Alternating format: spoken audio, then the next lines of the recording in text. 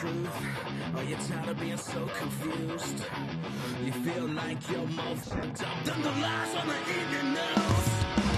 Well, just step right in. We can talk about it all as friends. And if you want, we can hug and kiss and make up for the party ends. Agree or disagree, stop offering me. 'Cause I'm everything you want, damn sure what you need. I won't tell no lies, back up on the facts with truth. And if you can't get down with that, you must be somebody's dad.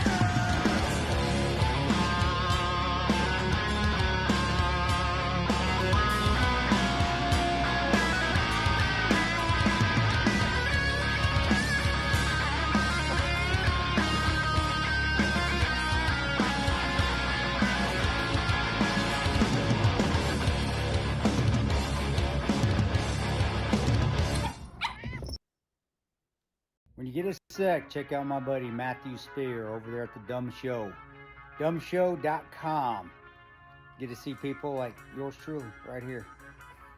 Maybe that's a reason for you to not check it out. But check it out anyway. There's a lot of people better than me on there that a lot better stories. But check them out. Dumbshow.com. Matt, take care, buddy. God bless you, everyone. Adjusting transmitter output.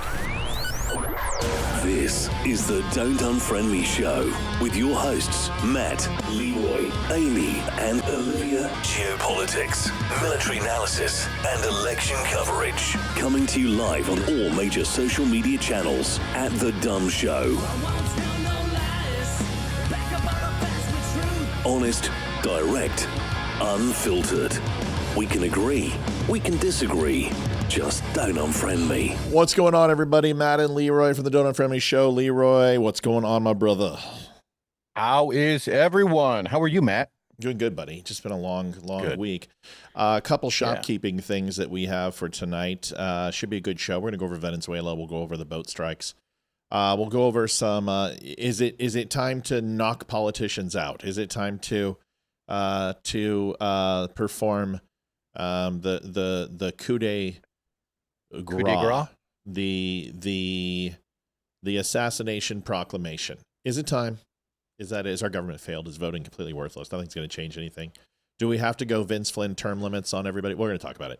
But first, Christmases come and go, but friends are forever. The Dumb Show Christmas 2024. Oh my God, that's adorable. Yes, the Christmas 2025 sweater is officially here. You guys asked for it. Everyone's like, I gotta make a sweater, Okay, fine, I made a sweater. And it's got Yenny, it's got Ash, and it, of course, has Yoshi, our lizard.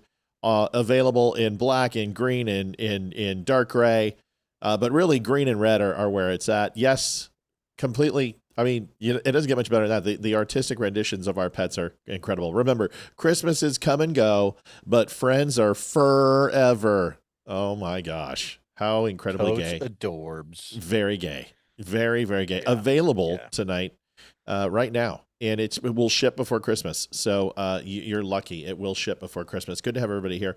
Just listen, I figured I would put the Candace tracker up because I keep talking about it every night, so I'm done. So right down here, you can see it coming along.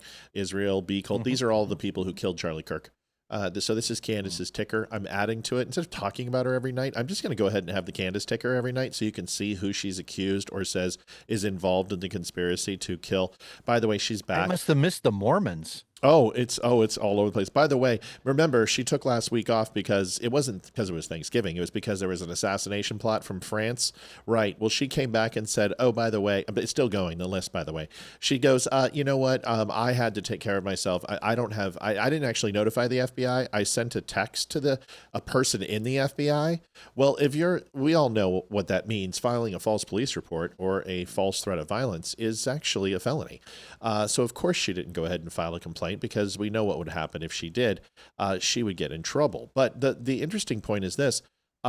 She said that she couldn't do her podcast from the undisclosed location that it's at because of the threats from France. But she went to Dolly World in Nashville. So if France is trying to kill me, I'm going dark. I'm off the grid. Tennessee's the place to hide, right? Yeah, Dolly. Who would think? Dolly World. a black woman at Dolly World in Nashville, Tennessee, completely. Well, I guess that was probably the best place she could have. Maybe a Klan rally would have been a little bit more elusive. But anyway, good for her. I'm glad she's still alive. Thank God. Get ready for the next conclusive assassination plot by undisclosed person that we don't know, roughly around December 21st when she takes Christmas vacation off, also known as hiding out because somebody wants to kill me. Almost certainly the next person on the list that will be accused of killing Charlie Kirk might in fact be Santa Claus. Well, you know what? Saying. What's funny is that there were a couple of pastors who came out and said, you know what? Candace Owens killed Charlie Kirk. She's had the most to gain. Look at her podcast, which was literally in the toilet, and is now the #1 podcast in the world. She's making money hand over fist. So it looks like she profited the most. By her logic, Candace killed Charlie. Interesting. And of course, people are like, that's so, how dare you make fun of her? It's like, oh my God, these people. Listen, you guys are full-blown retarded. Anyone who follows Candace Owens still, you're just retarded. I'm sorry. That's it. And I know you don't like that word, but I really don't care. And you know what's great is scolded for using that recently. Here's the thing, folks. We've been saying that for 3 years. All these other people are grifters.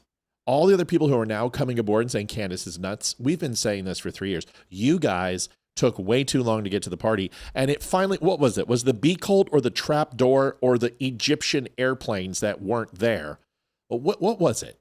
What was it that finally made you say, literally for us, it was just her espousing everything about the Jews is evil and the Holocaust was made up. That was enough for us. But what was the straw that broke the proverbial camel's back? And I'm not judging here when I say camel. I'm not making any Muslim references.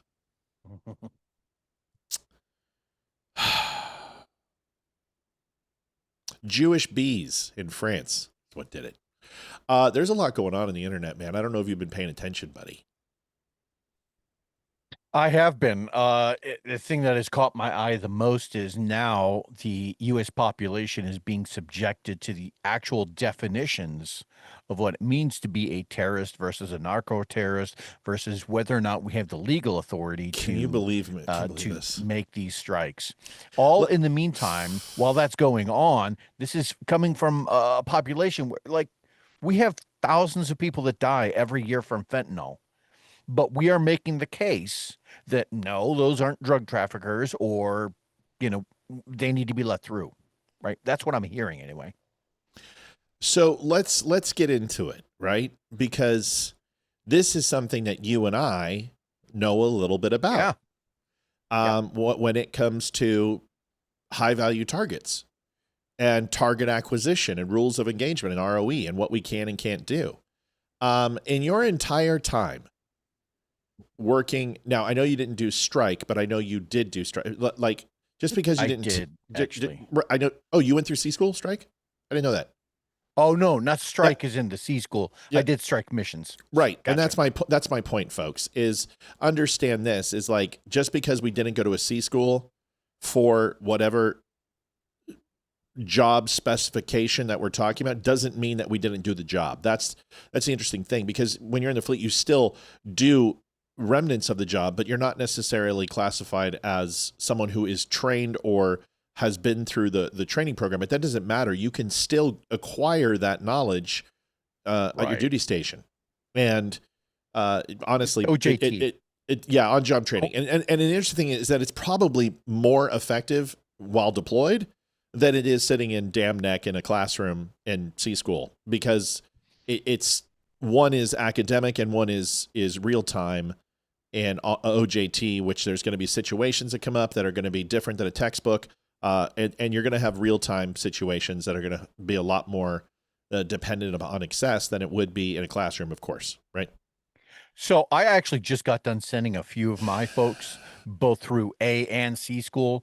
And when we start talking about C school and whether or not somebody's qualified to do the job, what that means is that they have met the very basic, most minimum academic requirement in order to do the job. But you can get that same skill set out in theater. And oftentimes you'll sit with somebody who's been doing this for a while, right? You'll side seat with them. You will go through some level of instructional training. And then at some point you will take over the reins. You may sit in a hot seat but you will have somebody with you until you are fully qualified. Once that happens, then you might start to take over your own watch. Then they will give you hours in that seat unsupervised. And that's what we're talking about. So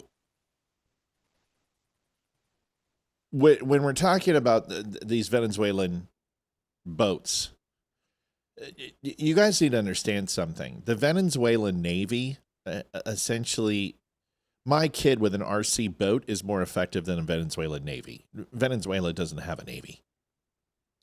Number one. Number two, if there is a fast boat, here's what a single motor is usually could be classified as a fishing vessel. And most fishing vessels that are not, that are not rudder based and prop based and industrial size fishing vessels are going to be single outboard motor. And this is makeshift style fishing. You know what I mean? Like, I got a boat, right? I got some nets. I'm going to go out there and I'm going to fish. Two motors is more often than not recreational and high speed wake and wave jumping, water skiing, stuff like that. And three, in the Coast Guard / Navy / maritime law, 3 motors are drug boats. Hands down, every day of the week, drug boats. Let's get back to strike. Say you have a high value target and you're seeing a redundancy, which, interesting enough, if you look up the word redundancy and its meaning, essentially it is systematic reoccurrence that has a pattern to it. That's redundancy. And when we look at a redundancy in the military, redundancy could be multiple situations that are happening reoccurring with a pattern, or redundancy means you don't just do it once, you do it twice. Because in the military, the idea that you hope for the best and plan for the worst is there's no such thing. It is plan for the worst and assume you're going to get the worst. And if you do, that your plan goes to shit, have contingencies in order to the situation, so to speak. So when you have a high value target, you're going to recognize the redundancies. Alpha Bravo Charlie, incremental time during the hours, in the morning hours, afternoon, evening hours, movement of HVT from point A to point B to C to Charlie Delta Echo. The consistency of that is 97% probability on this Tuesday or Thursday at 12 to 2:30 p.m. that this target will be there on this road at this time with this many guards, with this many, with this many vehicles, armored type vehicles, surface to air sites will be, and you will assess where your target will be. And in that situation, and Leeroy, I want you to jump in here. In that situation, I will tell you this. Never, ever in my history of working in those situations in a tutelage or a studious type way of learning, or in real time via remote or in person, have I ever seen a situation where a high value target or an asset was going to be struck with some form of munitions with the intent for a hunter, an HK, hunt kill. Did you ever not confirm that the target was completely and utterly destroyed? And if there were civilians or military personnel there, depending upon their involvement with the initial order of why you're executing this, they would be eliminated too.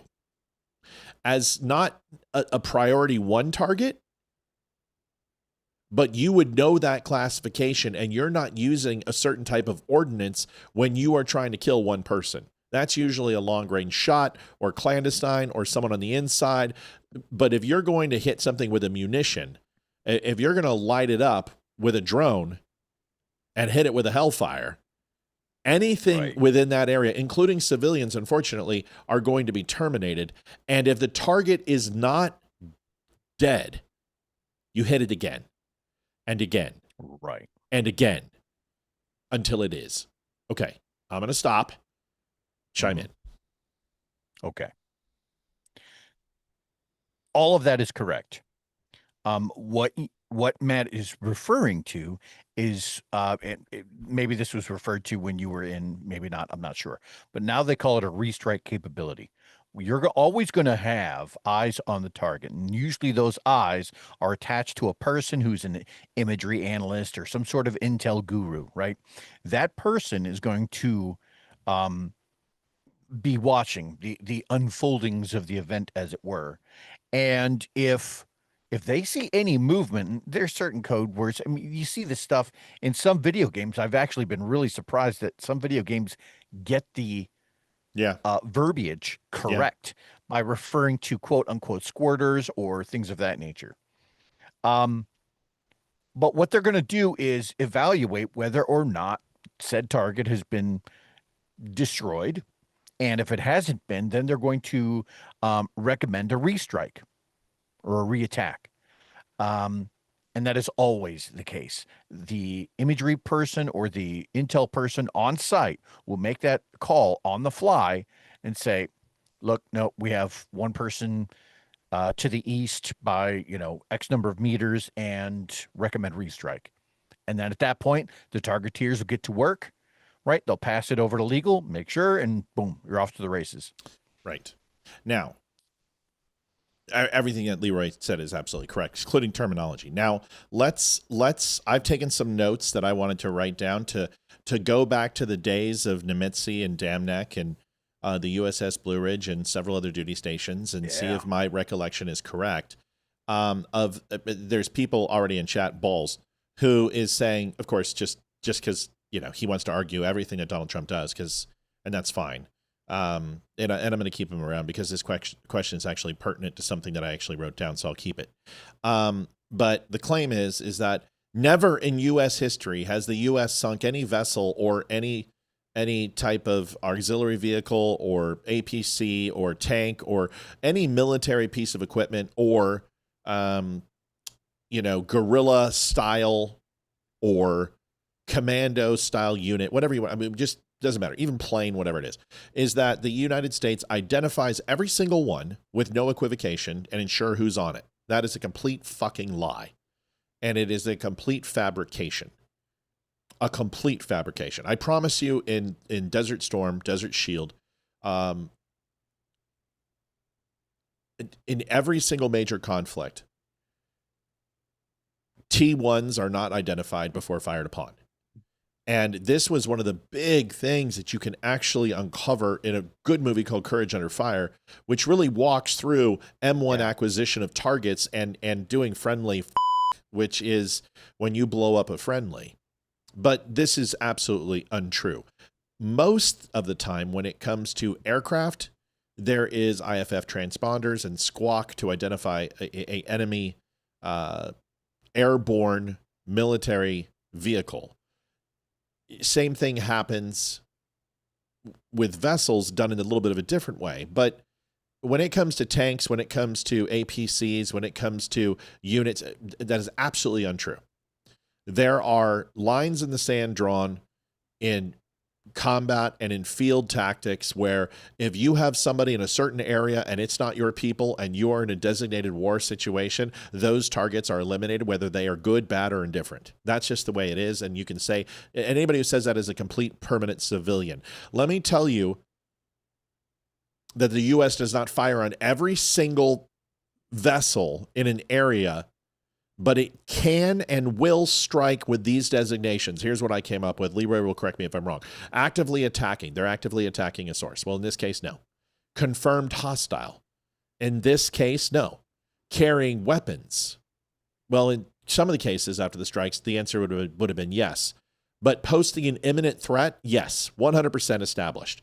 A fishing boat, 3 outboard motors with gallons upon gallons upon gallons of gas and sealed barrels are not fishing. Part of a designated enemy force? Yes, they know the designated. We have intel. We have satellite pictures of these vessels. We have people on the ground. We know what these are, because here's the thing. Here is the qualification.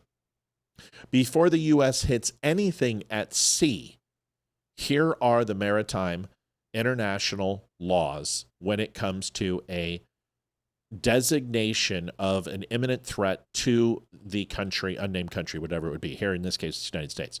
Identifies the vessel. We try to identify the vessel. We try to confirm ownership. We check intelligence databases. We match heat signatures, radar, or drone imagery. We verify communications or lack thereof and determine hostile intent of vessel. Now, we do this with the help of the Venezuelan government that's still in place. Drones will track them for hours. Signal intelligence tags them as well. This is why we have P-3 Orions in there. That's why we have Gerald Ford in the area, I believe. I think that's correct, yeah. Yep. Satellites watch their movements. Navy radar and AWACS aircraft classify them. We intercept radio communications. We intercept communications. We have the VINs of these vehicles. We know who they're owned by. We know which cartels actually fund them. And we intercept these communications and confirm identities. So to sit here and say that the United States government, just simply because they will not give you this information of their intel collection assets, because that's not what they want to do, because they want to continue to do this. And just because they won't show you everything doesn't mean that it doesn't exist and they don't know who these people are. So what I will tell you is, for you guys and the putzes in YouTube, for you to sit here and assume that we don't know what these targets are before we pull the trigger, you have never spent a moment in the military. You have no idea what you're talking about. That's not true at all. I will tell you this, and I'm going to boast, and I rarely do that for myself. Yeah. But I'm probably one of the more appropriate people to ask certain questions to. One of the gentlemen who just got done making a series of statements that justified Pete Hegseth's decisions for strike is a guy named Admiral Bradley. Now, here's the thing. I know Admiral Bradley. I got to talk with him. I got to sit down on a flight for about an hour and a half with the guy. When I was going through JSOC interview, he was one of the guys at the end who comes out and gives this great motivational speech. And it's not like it's a big room. At that time, there was probably 20 people in the room. So you get to have conversations with these people. So I have talked with him. I don't know his wife and kids, but I have spoken with him. So now, go ahead. I say that to say this, that currently the questions in the media of whether or not these are legal strikes or not comes down to whether or not the proper definitions of narco-terrorists have been applied correctly. When you start going through the legal process of are we legal? Can we strike these people? If I see a cigarette boat with 4 outboard motors and a bunch of blue 55-gallon drums on the front, is it game time? Yes. And there's certain legal check marks that you have to go through in order to justify the hit. Now, what is a narco-terrorist? A narco-terrorist is a member of a non-state group that uses, and this is the key here, that uses violence and intimidation to influence a government or society, primarily to protect the narcotics trafficking operations. Okay, so if that applies to these cigarette boats, okay, if that's who is identified on there, right, then we absolutely have carte blanche. And from there, you actually have to start working that definition backwards. Do these boats, do narco-terrorists pose an imminent threat? Do they use intimidation or the threat of violence? Yes, they do. In 2010, a Mexican drug cartel delivered direct threats to police in Arizona. So they use intimidation, they use violence. They're already meeting several key legal criteria. So I don't think that the argument that you're hearing from certain senators from the left are going to hold up in court. Okay. So I know I went long. Sorry. No.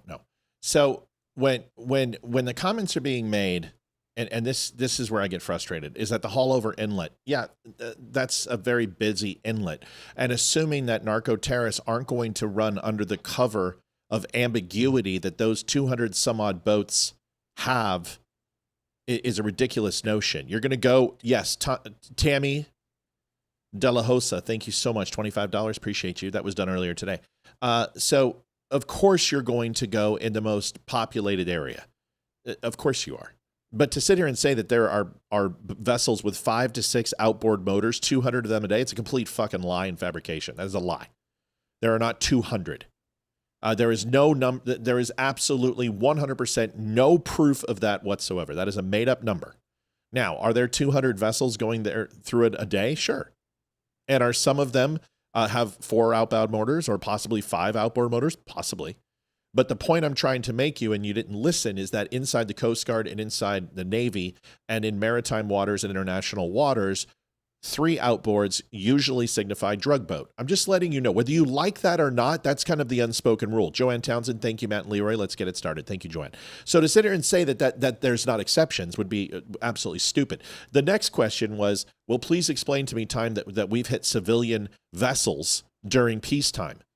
How long do you want? We hit mini DV subs coming in from North Korea, which weren't have any military designation. We hit a retired Hong SS submarine that came in from Russia during peacetime. That was actually non-military classification because it was retired through Russia and was being transferred to Iraq. We have hit small attack boats in Iran. We've hit Somali pirate ships. These are all civilian ships. What the fuck are you talking about? The oil platforms in the early 90s, the Iranian ones. It's not like there was any sort of congressional go time for that. I mean, if the argument that is being posed, and I'm hearing that a lot, Lee Wilson donated $5. Thank you very much, Lee. Yeah. If the argument that's being posed is it's peacetime, so we need a congressional act or declaration of war. Okay, so what? Vietnam shouldn't have. There was never a declared war in Vietnam. Should anything have happened there? I mean, so you see where you're already on. Pardon the pun. You're treading on thin water. This is what the guy does: is he likes to go ahead and pretend that he's educated on topics, and all he does is just continue to spew the same old bullshit. This is the point. Where? What do you mean where? International waters. I already told you. I'm not going to tell you where we struck certain. Look it up, dude. It's not hard. You want me to literally pull this out of my ass and tell you where we hit things in the South China Sea, where we hit things in the Indian Ocean? The United States military runs maritime operations along the coast and in international waters. That's why you have a Coast Guard. Do you know how many boats we've actually attacked? Whether it be offboard of Puget Sound? Hell, man, we attacked one off of what? In Honolulu. Back in Pearl Harbor. Now, that's a military sub, but my point is that you have 286 drone strikes from Barack Obama that were non-military classified strikes with drones. How about bombing in Iraq? So what you're trying to say is that if you have a high target, you have a fuel depot, and it's got 32 people in it, you go ahead and you hit that fuel depot, and then you hit it again, it's a what? It's what? It's a war crime? Then the United States and every single person involved in the bombing of Baghdad, it's a war crime. Hiroshima was a war crime. Response on Tokyo with the Doolittle raid was a war crime. Dresden was a war crime. You're saying that anytime you hit a target more than once, it's a war crime. It's a ridiculous notion. And it's in rules of engagement, it is a fallacy. The next thing we say is it's not peacetime. You keep saying peacetime. We are at war with the narco-terrorists. They have been classified as terrorists. Correct. So that's are why those enemy definitions were so important. Yeah, it's an enemy combatant. So when you sit here and say, oh, well, they're peaceful. So this is why nobody takes you seriously. And this is why you keep getting banned. It's not because you have an opinion. It's that your opinion is stupid. You're an idiot. And it's not like we all didn't know when you literally were just Jews, Jews, Jews. I'm surprised you haven't blamed the Jews already. We sank submarines in open ocean during peacetime, and North Korea didn't say a word. Yeah, they did say a word, but the problem was, so you don't know anything about this. You don't even know what an SDV sub is. See, North Korea was putting SDV subs into South Korea, and what they wanted to do was create guerrilla operations. This happened in the 1992 all the way to like 2001. where they would bring SDV small submersible dive vehicles. They would put them in. They were hardly could steer. They would basically go straight and slowly left, slowly right. And a lot of these people drowned, but they would put them in. Then they would pop up on South Korean beaches and then insert themselves into guerrilla operations. And this was happening for a very long time. And yes, we sunk plenty of them. And my battle group was responsible for killing many of them. Yes. I think what this dude is missing is that we've already met every legal obligation with the maybe minor exception of what it means to violate another country's sovereignty. Right. Because that is part of the definition. Right. And what that means is that our state has infringed upon the independence and the right to self-governance of another nation. Now, have we done that? No, we haven't. Because many there are other nations that are helping us with these efforts. Almost certainly, you may not believe this or not, but I would put money on the fact that, Mexico is involved and Venezuela is involved. And so this is a little bit above your pay grade, is my point. And yeah, he's a Jew hater. That's all he does. He just hates Jews. So that's his qualifications. He hates Jews. And that's all he knows. I'm surprised he hasn't blamed the Jews yet. Who's this guy again? His name is, I don't even know his real name. He's some dickhead from Canada. And he gives Canadians a bad name. And it's so tiresome. It's so tiresome. Why did the UK stop sharing intel with the US over these strikes? Well, I don't know. Could it possibly be that England has been moving itself away from us since OIF and OEF? Because they have. He's right. England has stopped. They've limited the amount of sharing coming out. But they've done that on multiple fronts.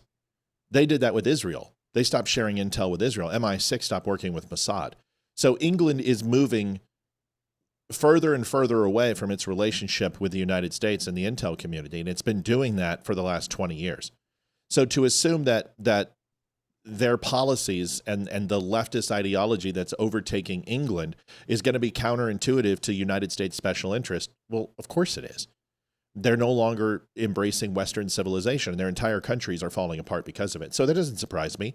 But you know who is also sharing with us? Every other intelligence agency on the planet. See, because drugs don't just affect the United States. This affects everywhere, and it affects Europe. It affects Africa. It affects Russia. It affects Japan. It affects China. It affects everywhere. Even China is impacted by rebounding drugs coming in from the border. And this is wiping out massive populations of smaller villages and cities inside China. They're cutting their own throats. For you to sit here and assume that just because MI6 decides not to share intel with us, that's not the first time, and it certainly won't be the last. The English are no friend of ours. Well, that's an assumption within itself. I mean, unless he is in the intel community, how does he know that England or any one of the Five Eye partners has stopped sharing intel with the United States? How would you know that if you're not in that community? Well, because they did a briefing today and they talked about it. It's common. It's in the newspapers everywhere. So they did a briefing. Department of Defense did a briefing and explained that England has not been as forthcoming as they once were. And they also made a statement. England made a statement on it. And what press conference it was, I don't know. It doesn't matter. About that. The point is specifically is there are a lot of reasons for an intel community not to share information with the United States. That's it. Maybe England's asset collection isn't up to snuff based upon these territorial waters. You ever thought of that? I mean, what type of intel would you like to see that we can't achieve? Do you think it's satellites? We have carrier groups there. We have P3s in the area. We have E2C Hawkeyes. We may not even need their help. But whether they're giving us information or not on this, that's like saying that England isn't working with us, because they're absolutely giving us and providing us target acquisition in Ukraine with Russia. So to say that relationship is soured because of that, I think it's a big assumption. But you are right. They have limited the amount of intel they're giving us on this situation. But that doesn't mean that is in every relationship that we have, because they're giving plenty of information with Ukraine. So I don't know what you're talking about. You knew about it like, Balls, you're fucking banned. You're so full of shit. You don't know anything about anything. You're an idiot. You're a Jew hater. You're banned. God, I can't stand this guy. He won't leave. He wants to be accepted so bad. He wants, dude, he sends us emails begging for us Was this on YouTube? Mm-hmm. Yeah, he wants us. Oh, that's he why wants I'm not us seeing it.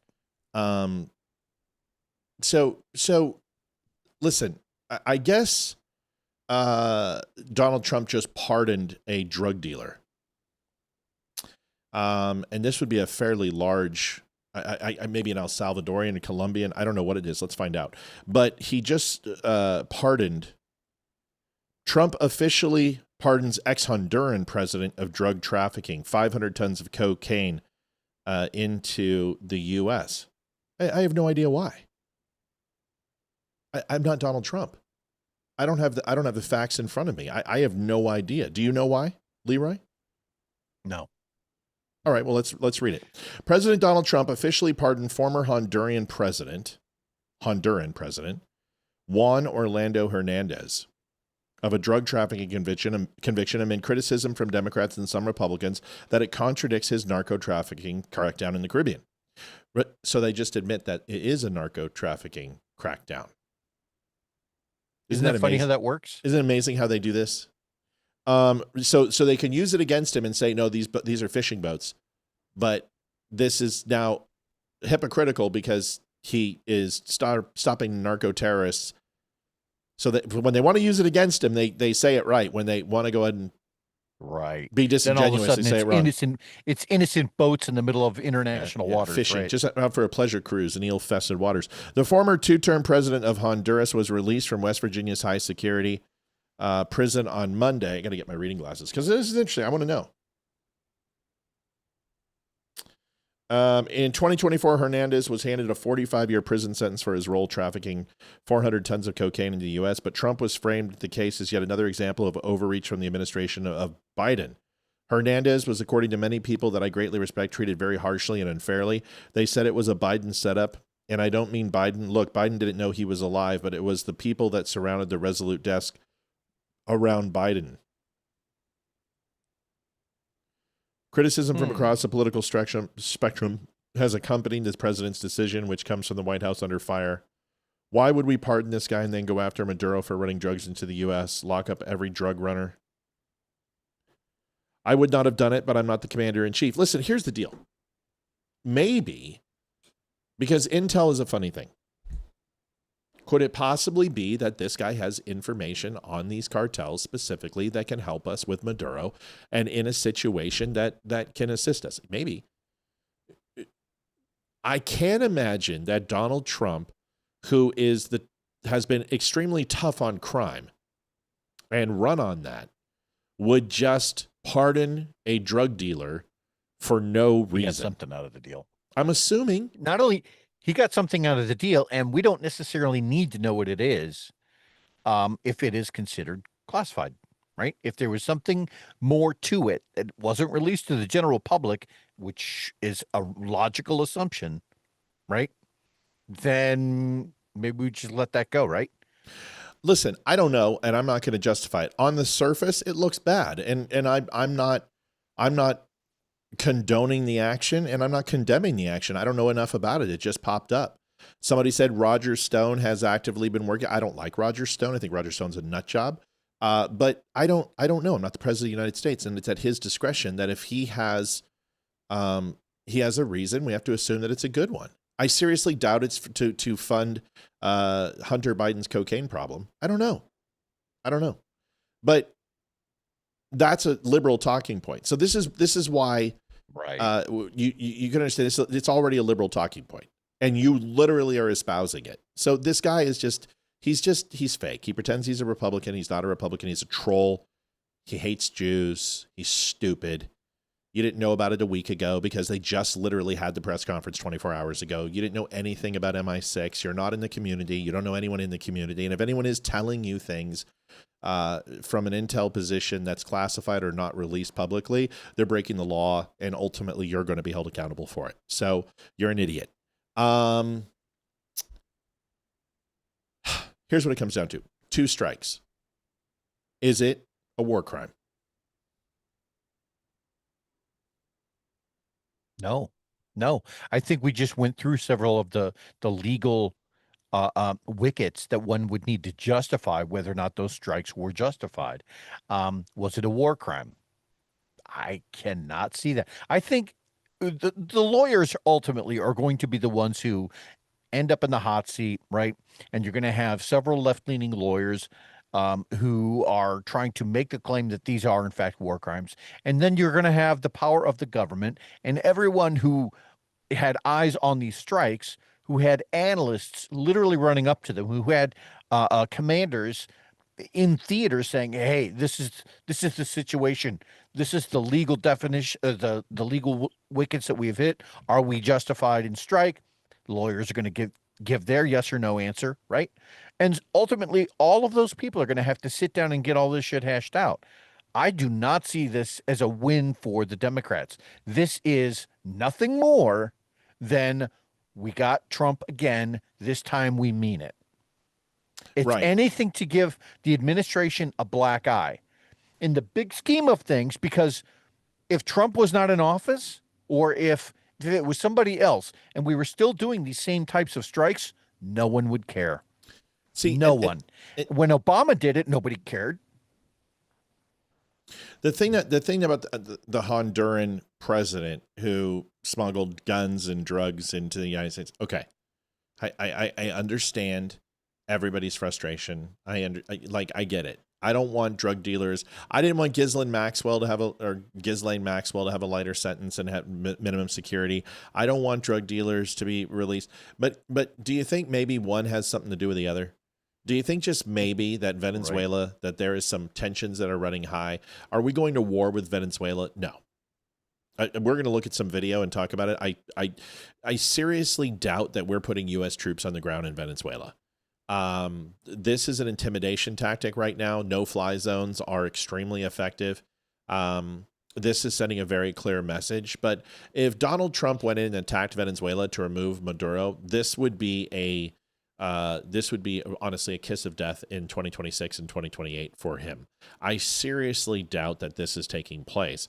But they are sending a very, very clear message. And in my opinion, when you have a major drug trafficker and narco terrorist bringing drugs into the United States, and then you have a Honduran cocaine smuggler who is spending 45 years in prison and he is released, with that pardon comes qualified immunity, which would allow him to possibly turn states' evidence to give us information on banking accounts, banking records, infrastructure, the cartel hierarchy, all these things that we could possibly use to weaken the cartel and the narco terrorists that are coming from Venezuela.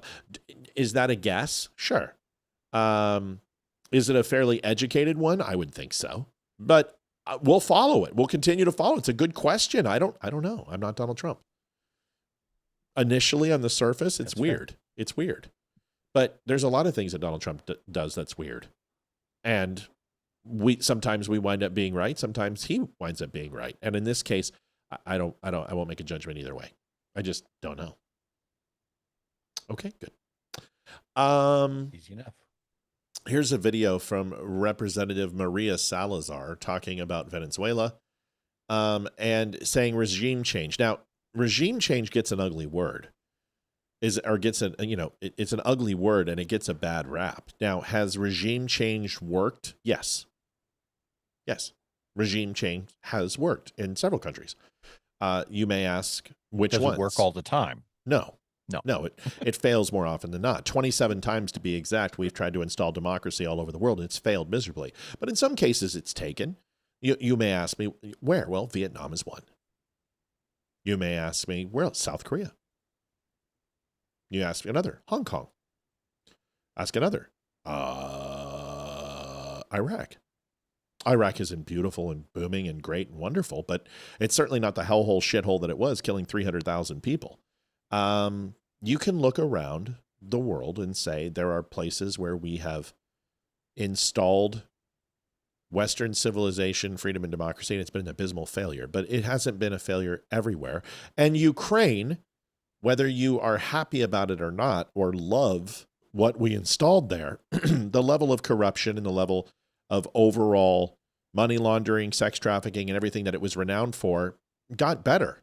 Surprisingly enough, from 2014 on, before Russia came in and decided to go ahead and annex a giant portion of it and say we're invading officially against the civil war that was taking place in the Donbass region.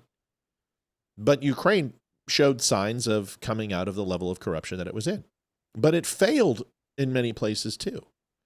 So, Venezuela, is it worth a risk to have one of the most thriving countries 10 to 15, 20 years ago, one of the most prosperous nations in the world, from minerals to overall economic security? This country was going to be considered the next superpower. I mean, Venezuela was a thriving country. Well on the way. Well on the way. Is it worth it to get Maduro out in order to establish and stabilize South America, to make America strong? Because that's what Donald Trump wants to do. And he doesn't want a despot, communist dictator in the South. He wants a partner. Yeah. And think about what that looks like, too. I don't mean to interrupt. Think about what that looks like, because if you're talking about removing the idea of socialism, putting people in charge of their own lives, letting capitalism and free market, letting that run rampant through the region, right? All of a sudden, all of those natural resources turns into an economy. Right. Labor becomes something that people get to keep and hold on to for themselves, to dig themselves out of whatever the hole they're in and build a better life. Right. Now you've got an economic partner in the region. That's far more important than socialism. And it also defends the west side of Africa, which is a big concern, because Africa is the next continent where I believe will be the next world war, if it ever is fought, will be fought in Africa. And having South America strong there, CCP moves in and gets the western side of Africa. Well, South America's next. So to establish a strong government which repudiates socialism, which takes the drugs, which ultimately just cripples the entire country, out, remove the cartels, the corruption, the money laundering, the sex trafficking, and everything else, by getting a leader who can be funded by Donald Trump has taken an interest in Venezuela and has taken an interest in that area in South America because he wants them to be strong. Now, someone just said, hey, well, Hong Kong was taken over by the CCP. Yeah, but I wasn't referring to the regime change that took place with the CCP. I was talking about when Hong Kong was under English rule. It prospered. But it wasn't always under English rule. It was under China's rule. Remember, China hasn't been around in its current form, but since 1949, something like that. Yeah. And since then, there have been several power struggles within the region. Look at what's going on with Taiwan. Yeah, Hong Taiwan's Kong the same had to have case. been turned over. Exactly. So you saw regime change in this country, which repudiated, what we have seen from the communist countries, socialist countries, and totalitarian dictatorships, etc. You saw Hong Kong thrive. You saw Taiwan thrive. You saw South Korea thrive with U.S. influence. So my point is that it certainly wasn't the United States, but England had a massive impact on Hong Kong and where it became a monumental success. So when I give you these examples, it's not just the United States and regime change. There are countries all over the world the Falklands, in French Polynesia, Indonesia. These are countries that have been liberated from the empire of Japan, from China and other countries that have put, and local drug lords. And you see that regime change is an ugly word, but it has worked in some cases.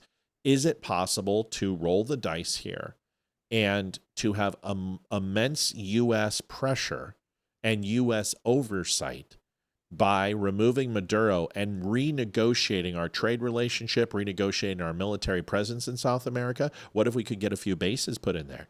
What can you imagine the extension that would mean in the Indian Ocean?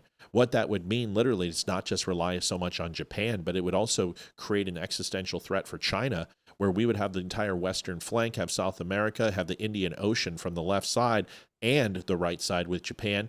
This is a huge benefit for us. So if we can strategically rebuild and help Venezuela and help South America, and then put military bases in these areas, it ensures that the U.S. are collecting its interest for years to come. This is a good thing. Here's a video on it. Representative Maria Salazar. Change the audio. This is not going to be hard. Okay. Say it, lady. 80% of the Venezuelans voted for the opposition. You have 8 million Venezuelans in exile. We're talking about the largest reserves of oil in the world that will be doing business with the American oil companies. And that is something that I have made very sure that they understand. American companies in Venezuela for the next 100 years. All right. Well, you heard it. It's imminent in just days. Congresswoman Maria Salazar. Thank God for small favors and for President Trump. So, listen, this is like the best kept secret in the world. Everyone says we're going in. Listen, what Leeroy can and can't say is I'm just going to tell you based upon what I saw that I can say. And what I've seen is the indications of a ground assault into Venezuela is a ridiculous notion. Could I imagine a very soft coup? Could I imagine special forces going in there and snatching Maduro? Maybe. Right. Maybe. Right. Maybe. Just for everyone's, I have not read anything on this. There are some things that I intentionally try to steer clear of. That way, when I form an opinion, it is truly from a place of, all right, it's not biased in any way, right? There are some things like that. This is one of those things. This is not going to be actual boots on ground being used. I think the objectives that Trump has laid out of regime change, I think that can be accomplished without sending troops in. Right. And killing his proletariat or killing his guards or special forces that he has being his bodyguards protecting him and snatching Maduro is not going to be the hardest thing in the world. In fact, you'll find more than likely this will be an Iraq situation where they're surrendering to news crews. Venezuela wants him out. They don't want this. They have no desire for it. Imagine if the United States fell to communism somehow, how quickly we would want to go back to the days of old. Well, it's not out of their recent memory. We're not talking hundreds of years of communism and socialism. This isn't the czars. This isn't anything like what other countries who have, like China, who've seen communism and socialism for generations. This generation remembers what it was like not to eat out of garbage cans. And they're wanting it. I mean, he's been voted in. Maduro has been voted out. He will not leave. He is a dictator. You're going to see people rise up. And honestly, you could see the United States do very much what we wanted to do with Iran, which is to create a coup from the masses, a revolution inside Venezuela, and to remove Maduro. I don't think that's what Donald Trump wants. If he can get Maduro and get him and snatch him and get him out of there and put him in a prison, I more than surely will think that he would do that.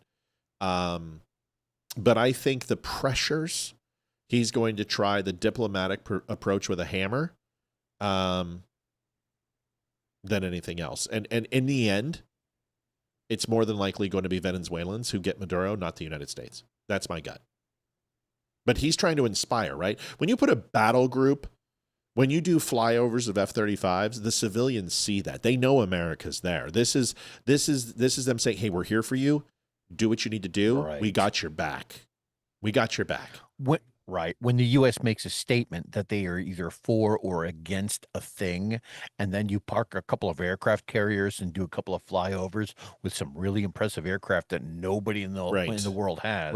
Right. All of a sudden, you're going to catch your eyebrow and go, "Oh, that thing that he was saying, that's either for us." If you're on the for side of that, then you got to think, "Oh my God, the Americans are here and they're here to save us." Right. And if you're on the receiving end of that attention, bad day, right? Like you don't want that. This would very much be a Grenada type situation, right? Yes.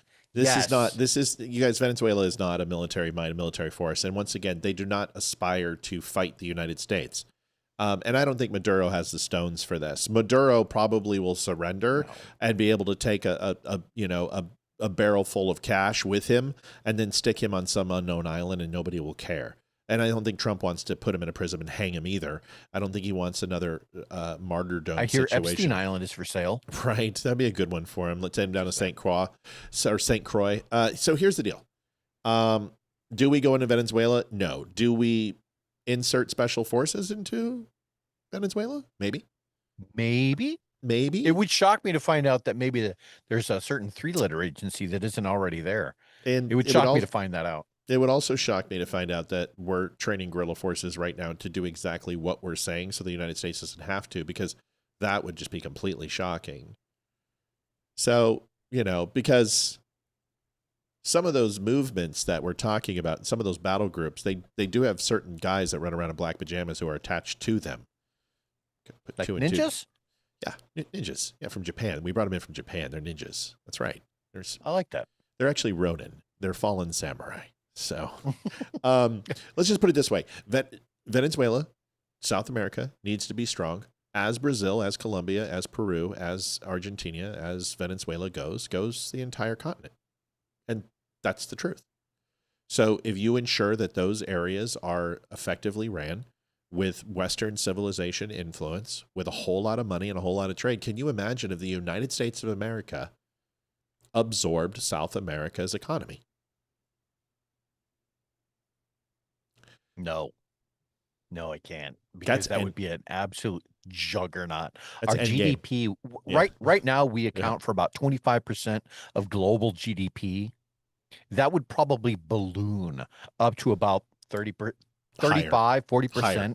No, at full tilt. Not at now, yes, but in 10 to 20 years, when it's literally running the system of the United States, its currency is based upon U.S. currency, that we actually maybe have a few embassies put in there. We even have some extensions and districts put in there with representation. Maybe we annex the whole fucking continent. Whatever it is, you have North America and South America unified as one global power. It's endgame. Yeah. It's endgame. Why do you think the Democrats are so against this? Yeah. So to a degree, it conflicts with their value system to a very large degree, because they're kind of, and you wouldn't think that would be the case, right? When you're talking about the party of big government, but not big economy? You know what I mean? It seems like there's a little bit of a hypocrisy there, but. Folks, we are a viewer-funded show. It's thedumbshow.com/donate. $40 is where we're at, and it is the top of the hour. We are going to take a quick break, but listen, we're coming back with the college loans for the unborn. This is an interesting thing. Oh, my God. I've got the breakdown for you. This is pretty interesting. I mean, you've got to decide, what do you think about this? Because to me, you don't start having kids, it's ball game. That's the one thing that kills the United States. We're going to cover that. We're going to cover a state senator, really creepy. We're going to go into that. We're going to go into the Tennessee race in Nashville. Afton Ben is going and running against a strong Republican. We'll see how that goes. Jillian Michaels says, you can't interview Nick Fuentes. Don't do it. Interesting. Whole bunch of stuff coming up. We'll be right back. Please watch this. And remember, help us with the show. Donate if you could. If you could, it's always free. We understand it's the holidays and stuff, but we are also trying to keep the show going. So if you could help us out, we'd appreciate it. It doesn't matter if it's $1, $5, $10. And if you can't give anything, that's fine. Just go and like the show, whatever social media you're on. We'll be right back. Don't leave. We're coming right back. It's literally a pee break for 3 minutes. We'll be right back. Hi, I'm Olivia Spear, host of The Dumb Show. For 3.5 years, we never asked for donations. But after Facebook demonetized us for speaking the truth, we've had to turn to the one thing big tech can't cancel: you. I'm Hayden, Matt and Olivia's daughter. This show's never chased sponsors or sold out. We've built something honest, and it's thanks to you. I'm Ethan, their son. Every share, every dollar, every message, you're the reason we can keep calling out the BS and bringing color back to the world going gray. If you want to help, we take PayPal, Venmo, or snail mail. You can send it to P.O. Box 2, Round Cove 201. Can't donate? No problem. Just share the show with someone who needs to hear it. Thanks for helping us stay loud, proud, and completely uncensored. You can donate at thedumbshow.com/donate. You know what happens when you turn the dial harder? You can make a harder grimace. The harder you grimace, the more effective it is. You tighten it so frickin' I can't do it. I can't untighten That's what she said. That's what she's... Oof. Oof. Coming in with it. Pound it. Pound it. Pound. Child gets 15. Ethan, you look like a hippie. You know this is recording, right? Okay, let's go. Smile. Don't start with me. Donations. Every time you don't smile, I'm going to punch you in the ribs. Donations. Take one. Scene one. Ready, set. Ethan, Break. ready, don't screw it up. Okay. Ethan, don't mess this up. Ready, set, action. No, whoa, director calls action, not some stupid toddler. But we've built something. There's no but there.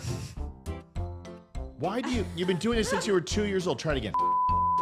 Just share the show with someone who needs to hear it. He's so much better than you at everything. Better than Hayden, he's just like, even, it's just, go ahead, Hayden. Thanks for helping us stay loud, proud, and completely uncensored. That's a wrap. Well done, Spear family. I bet we make no money. But I'm gonna owe them money without. Hayden, do your thing again. Oh yeah, cut it. Baby shark, doo doo doo doo doo. Yes, thank you for your donations and your help. We do appreciate it. Leeroy he's MIA. Private Ryan. Where did he go? There he is. You need to get one of the new Christmas sweaters. You would look delish. Folks, you can go over and pick up Christmases come and go, but friends are forever. It is the Yenny, Ash, and Yoshi holiday sweater. The Dumb Show Christmas 2025 sweater. I've ordered mine. They will be here in the next few days. And you have about 8 days, so you can get it before Christmas, and you can wear it as well. We would love to have you there, and you can do that by ordering. As far as donations, Olivia's on the donations con with Ethan tonight, so it would be awesome if you could help out and donate to the show. We thank you very much. So here's the deal. We need another Spear family show in the musical band night. Maybe. We'll see. Maybe we can do holiday Christmas songs on Rock Band. I don't even know if they have them. So election results are not in. Polls closed at 7 o'clock, so we have about an hour and 4 minutes. This is a smaller district, and it's on the west side. Not far west. It's just west of central Tennessee, and it's just right outside of Nashville. So this is a fairly large district. That's an important area. It is, and but folks, this is a plus 22R. So a plus 22 is very similar to what happened in Virginia, New Jersey, and New York. New York was a plus 20. New Jersey, and so right now, 2% of the votes have been counted, and it's already 72% to 23.9. Just came in. I don't expect that to last. I think this will be closer than we anticipate, but not the 2% that was polling. I think the poll numbers are complete dog shit. But right now, this is where we're at. Over 3,000 votes have been counted, and 71% has gone to Matt Van Epps, and the other is to Afton Ben. Afton Ben is a communist socialist twat waffle. And right now, this is a plus 22. Isn't it funny how you can almost pick out for the socialists, like New York, like Mamdani, like the people that are running? Isn't it almost? It's funny that you can almost pick out what their platform looks like before they ever even talk about government regulation or increase social welfare or we need to control guns. It's like, well, let me something new, guys. Let me show you what we've got here so everyone can see, because I promised, I told you I would cover this. So I've got a good election map here, and we'll be covering this throughout the night. But right now, if we go into these counties, Nashville is not reporting anything in any way, shape, or form. We don't anticipate it would.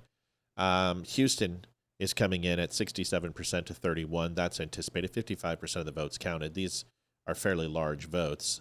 We've got a count in here, 70% to 30%. 48% of this is counting in Perry County, which is supposed to go red.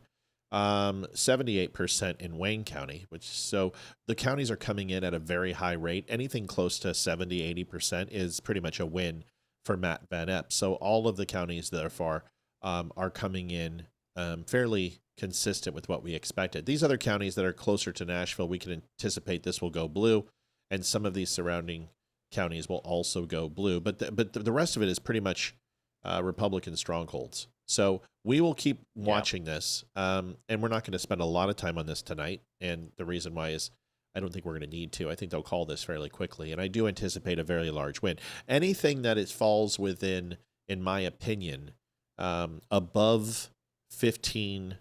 I would like to see a 17 to 18% win, which is a very good sign for Republicans. Anything below that is a loss, and would be devastating if it was sub single digits. If this is a single digits loss for her, then this is bad news. This is a Republican stronghold, 22 plus Republican. Trump won it by 20. So this should be a massive win for him. But woulda, shoulda, coulda is, unfortunately, the polls are saying that it's 2% race, and that I don't believe that. And if it shows up that way, then the midterm, you might as well just kiss the midterms goodbye, because that is Virginia, New Jersey, New York, all falling they were supposed to. But Republicans underperformed in those areas, and then a Republican in a very red district is underperforming. That's also not good in a very red state. So something to think about. Bobby Richardson donated $31.40. Smiling, love you. Thank you, Bobby. $71.40. We certainly can use those tonight. So let's talk about Trump's plan. This is something new, and I heard a little bit about it, but let's explain what this is for. Number one is that the United States, along with pretty much every other non-Muslim country or Western civilization European country, which is being taken over by Muslims, are not having kids. And the reason why is because people are disenfranchised with a holy matrimony and having children. And let's face it, it's expensive. It's expensive to have children. There was a time that it was, to raise a kid to growing age, $72,000 for a family of four. Now it's $750,000 to do what, it's expensive. So Trump has come up with a plan, and this is to incentivize, but this is also to alleviate Social Security. If you think about this, what if every single child in America received $1,000 in their bank account at the time of conception, and they were not able to touch that money until the age of maturity of 18 years old? And what happens when they are 18 years old if monthly they additionally put $500 into that account until retirement? Well, they would retire as millionaires. Mm-hmm. So when you have something like that, you're going, that's interesting. Now, $6.25 billion has been donated by a benefactor, and if this is $6.2 billion, yeah. I mean, that's pretty incredible, isn't it? Dell. Everybody's heard that one. Dell donated $6.25 billion by Michael Dell, and it's the seed money to begin this. That's a whole lot of people that are. That's a whole lot of paid kids to go out there and start knocking them out, folks. like go right now and start.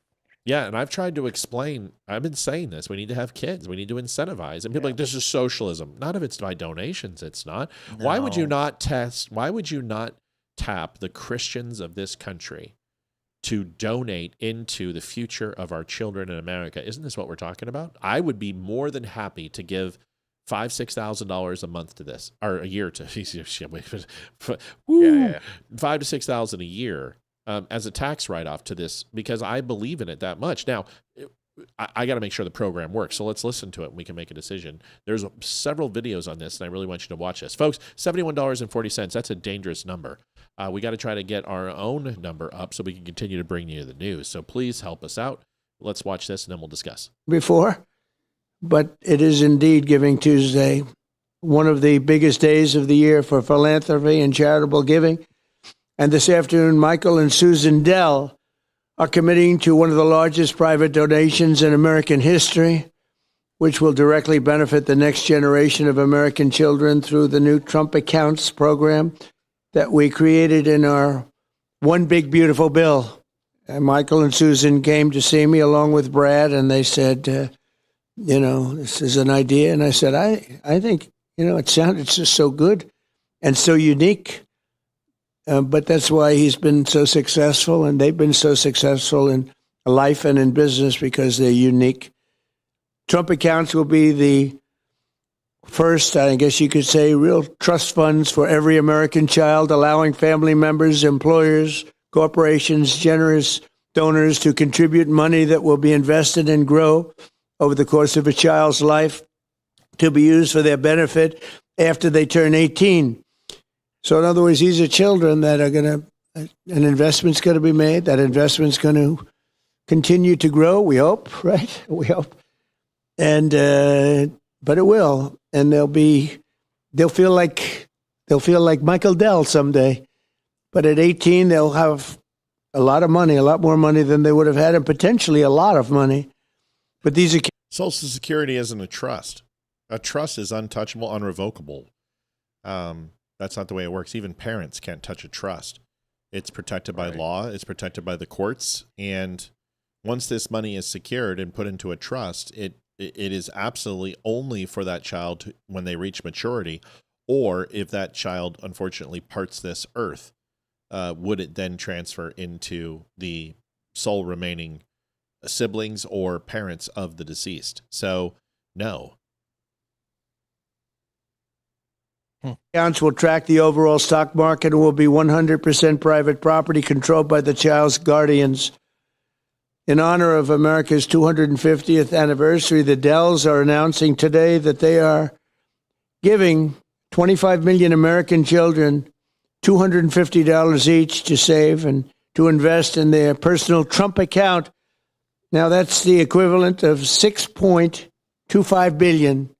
In other words, to put it succinctly, Michael and Susan are giving $6.25 billion in total.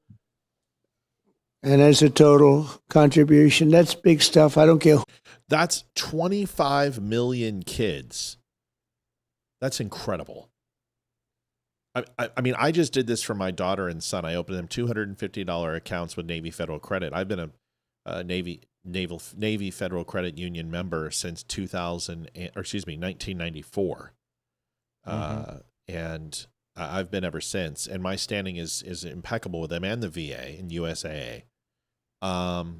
But to open up this is going to be great for them when they hit 16, because they're going to have money that's going to obviously contribute. And they got a credit card. Got my daughter one so she can use it at football games and going over to IHOP with friends. And this is a great idea if you have the chance. But what if we would have done that when they were, zero? What if right when they were conceived we created this? Right. That would have been amazing. But we didn't. It's not like we haven't saved money for them. That's different, but it's in our account. But this is in their name. Finish up with this real quick, and then there's an explanation on how this works from Fox, and then we'll talk about it. Who you are, that's big. Come here, give me a hand. Let me have a little of that luck rub off. That's fantastic, Susan.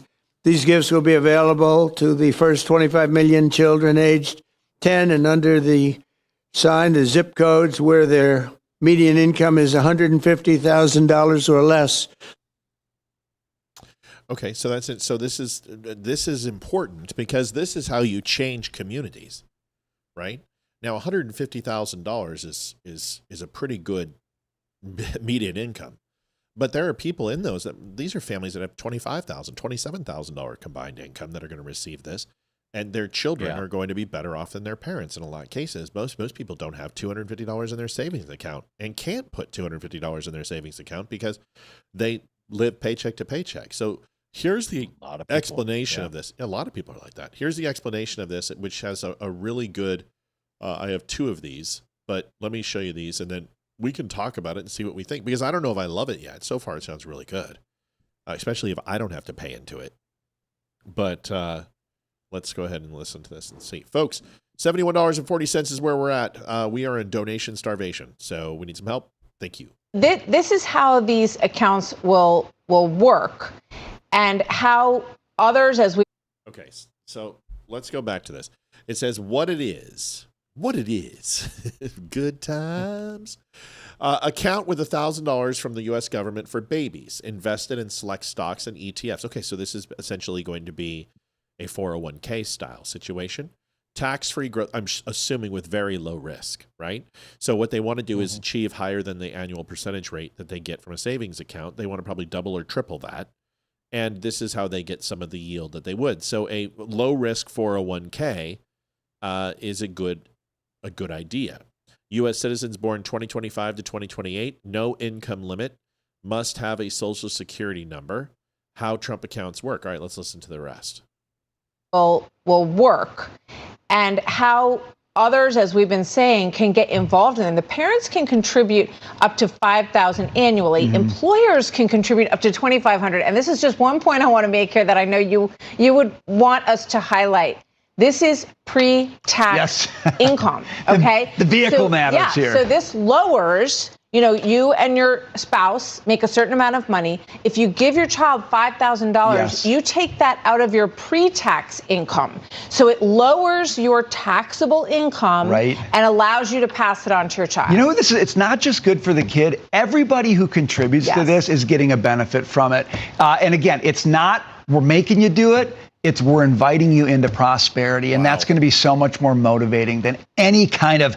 All right, so here's the last part of it. So far, it sounds really good. I love that the employer can get involved, and it does. I love that it's pre-taxed, like a flex account or like a 401k. 401k, most contributions are pre-tax, and insurance is pre-tax, which is good. I mean, it lowers your tax threshold, your tax accountability, and also your income bracket. Here is the potential growth of the account. This is where I was doing the math in my head, and I see where they're coming up with this number. This is incredible. Watch this. Sense of where this goes from 0 to 2.25 million over the course of 60 years. That's a pretty nice nest egg for retirement if people continue to put into it. Your thoughts on this account? Well, on Fox Business, we talk all the time about the importance of time in the market. Start saving early. Teach kids why investing is so important. Sense of where this goes from 0. So, yeah, I'm not calling it a flex account. What I'm just saying is flex account is an example of something pre-tax. This is amazing. Like there's an old adage, if you could put $20 away every single day, how much would you have at the age of retirement? And it's a lot of money. It adds up. And, you don't think about that. And I wish I would have done that.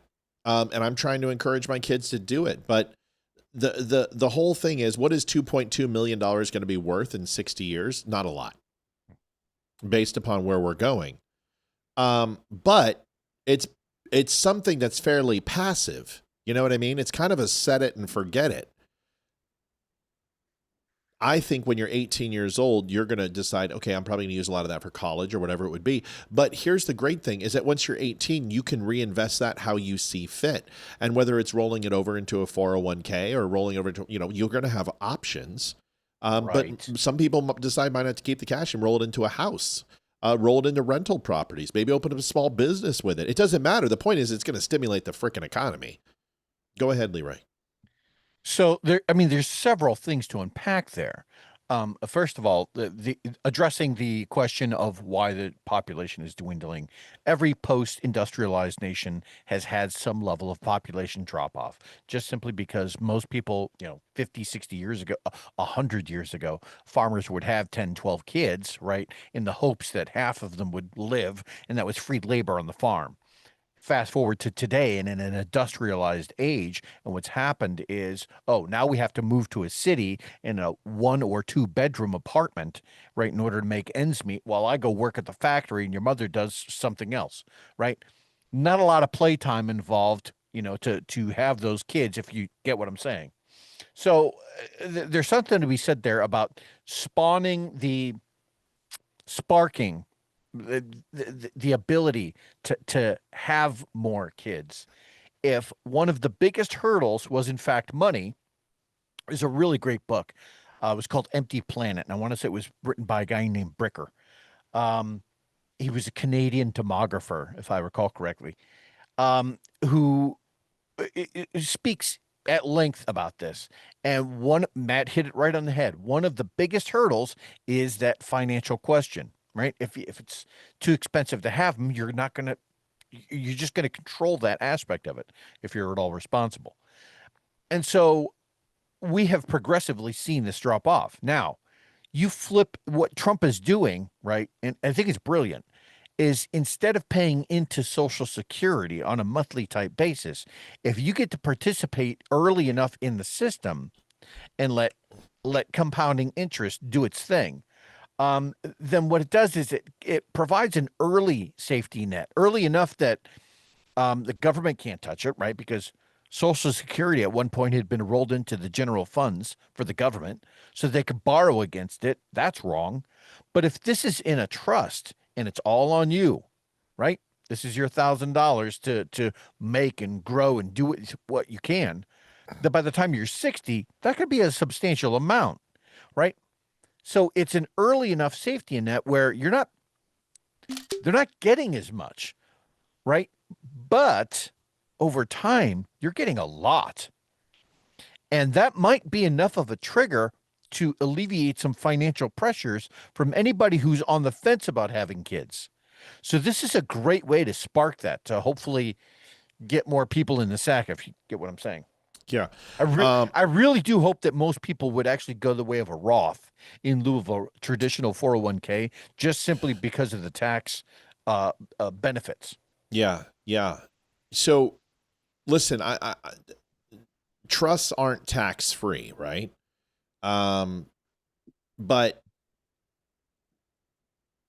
the yield and the return, you're going to probably have to pay taxes on. And I'm fine with that. Who cares? You know, if you have a 401k, you got to pay taxes on that. Capital gains, you have tax on everything. I'm not okay with tax, but it is what it is. And I think that's something you deal with at the time when this matures and you decide, okay, well, now I'm going to go ahead and put it to school. Because here's the thing, I am sure, I haven't read the small print, I'm going to now, but I'm sure you're going to be in a position where if you invest it into a college, maybe the tax is deferred. Or if you put it into a home, it's deferred. We don't know. We'll have to see. But I would assume that that would be considered and in the fine print, but I'll have to look at it. I just learned about this today, and it's exciting. Here's the thing. We've come back down to earth a little bit. Matt Epps has about a 16% lead right now, which is good. But remember what I said. I want 17% to feel very comfortable. I don't like to see 16. Remember, Nashville is not in yet. Several other counties aren't in yet. Right now, 25% of the votes are in, and it looks very good for him at 16%. But remember, Nashville hasn't reported anything, and that's going to be interesting. If we go to the overall numbers here and look to the live results of the election, you're seeing that, like I told you, this district is coming in at a whopping, and I told you that it was very, very blue, but surprisingly enough, it's only a 2-point lead for her. That's not going to win it for her. If Nashville reports the same way, that he's going to wipe the floor with her.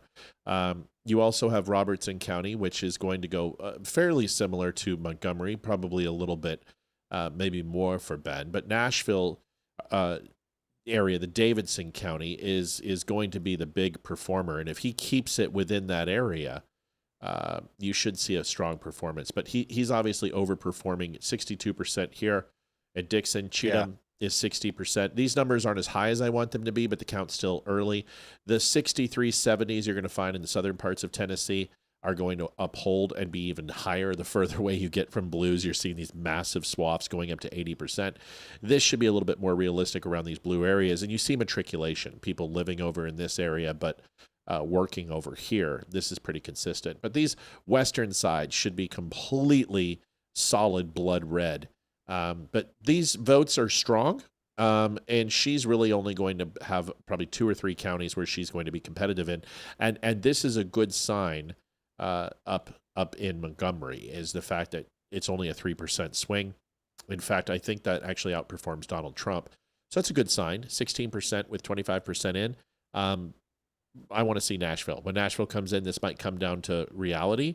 But there's a whole bunch of votes that are left out, a whole bunch of counties, and I think there's a good chance that it's looking good. I would not call it yet. I think that would be stupid. Let's have Nashville come in and see. And if she hits Nashville at 70%, well, then that's not good. But if he's within 3 to 5 points in Nashville, then he'll carry this election. We'll find out. Those are the types of races that you actually kind of wish you would see more often, where you've got a Democrat in a deep red area. Right?